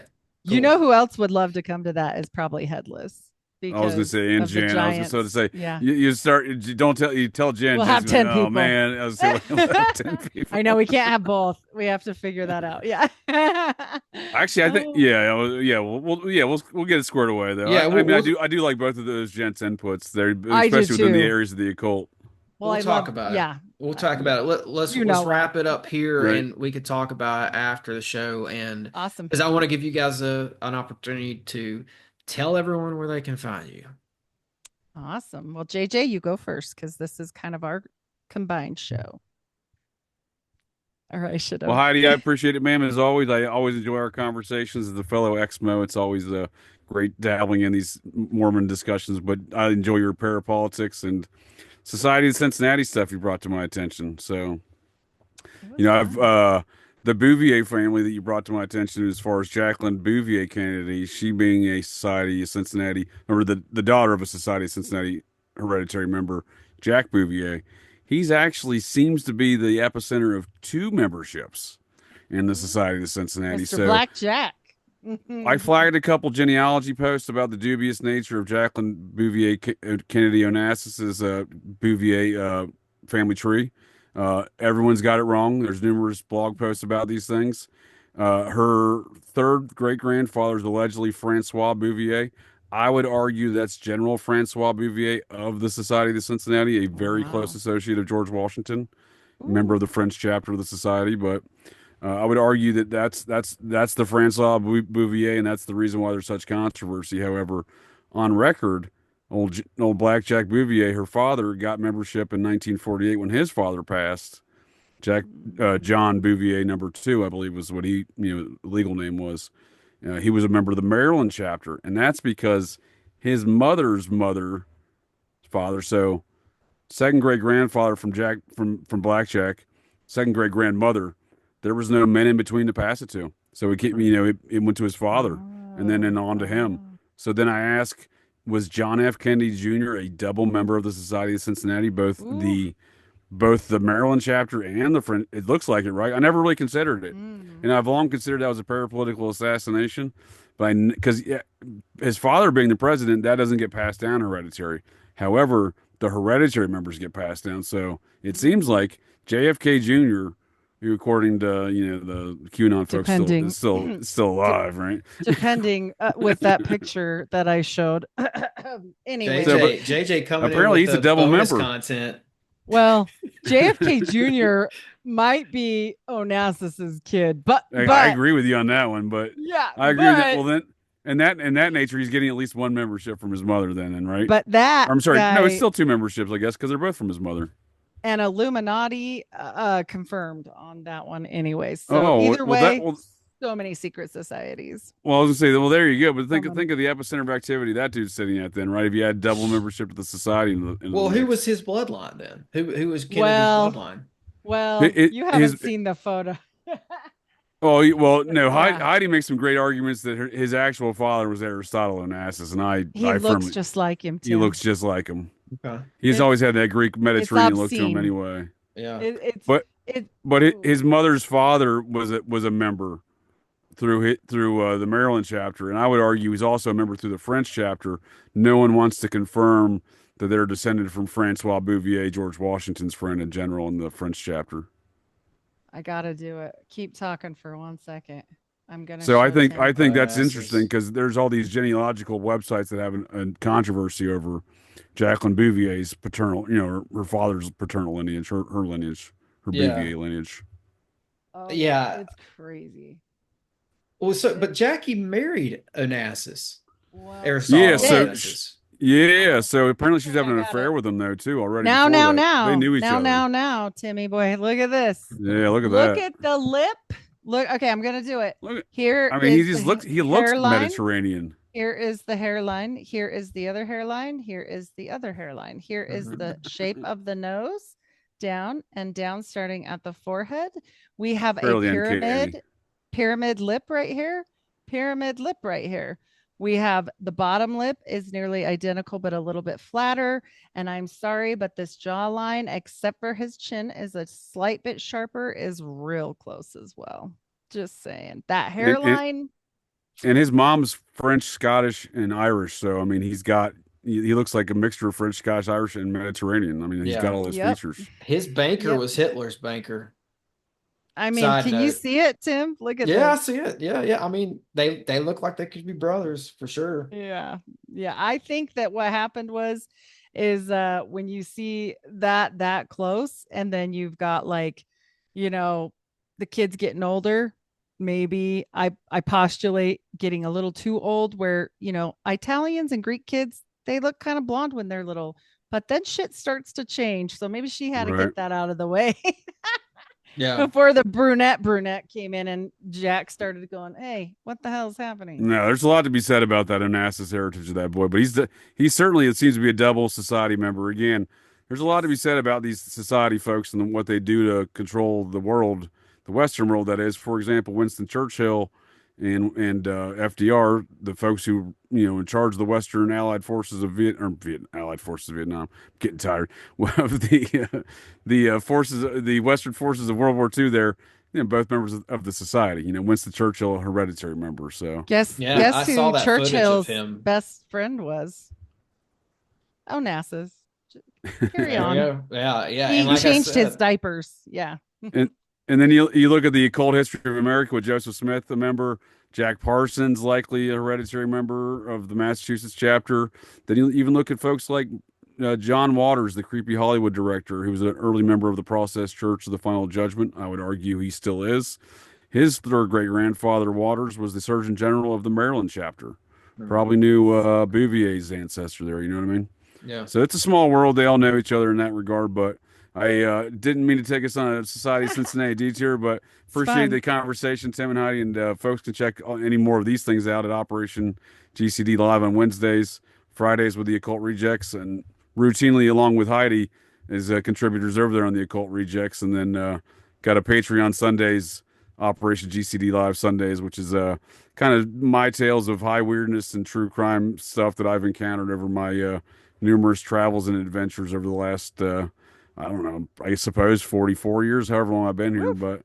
But, after 20 years in the military, police, and the Air Force, and I don't even think I don't even want to include just my whole career that I've gone on traveling everywhere doing stuff. But I always seem to encounter and find myself in the weirdest and strangest of circumstances involving some of the most bizarre events, including the story I'm telling this Sunday regarding Robert the Doll, this haunted Oh doll that no, Robert the the ha- curse. Oh Robert no, the Cursed Doll, the curse of Robert the Doll, which I've likely been haunted by and cursed by for the last the 12 curse of plus JJ years. Vance. Yeah. And Yeah, it's I'm a with you, man. It happens to me too. I mean, in other ways, trust me, I could regale both of you guys with stories that would take up the entire being the cursed. sun would come up before I was finished. Just I because hear Oh you. I yeah. get high strangeness stuff happen to me all the time. It's Yeah, just yeah, Tim.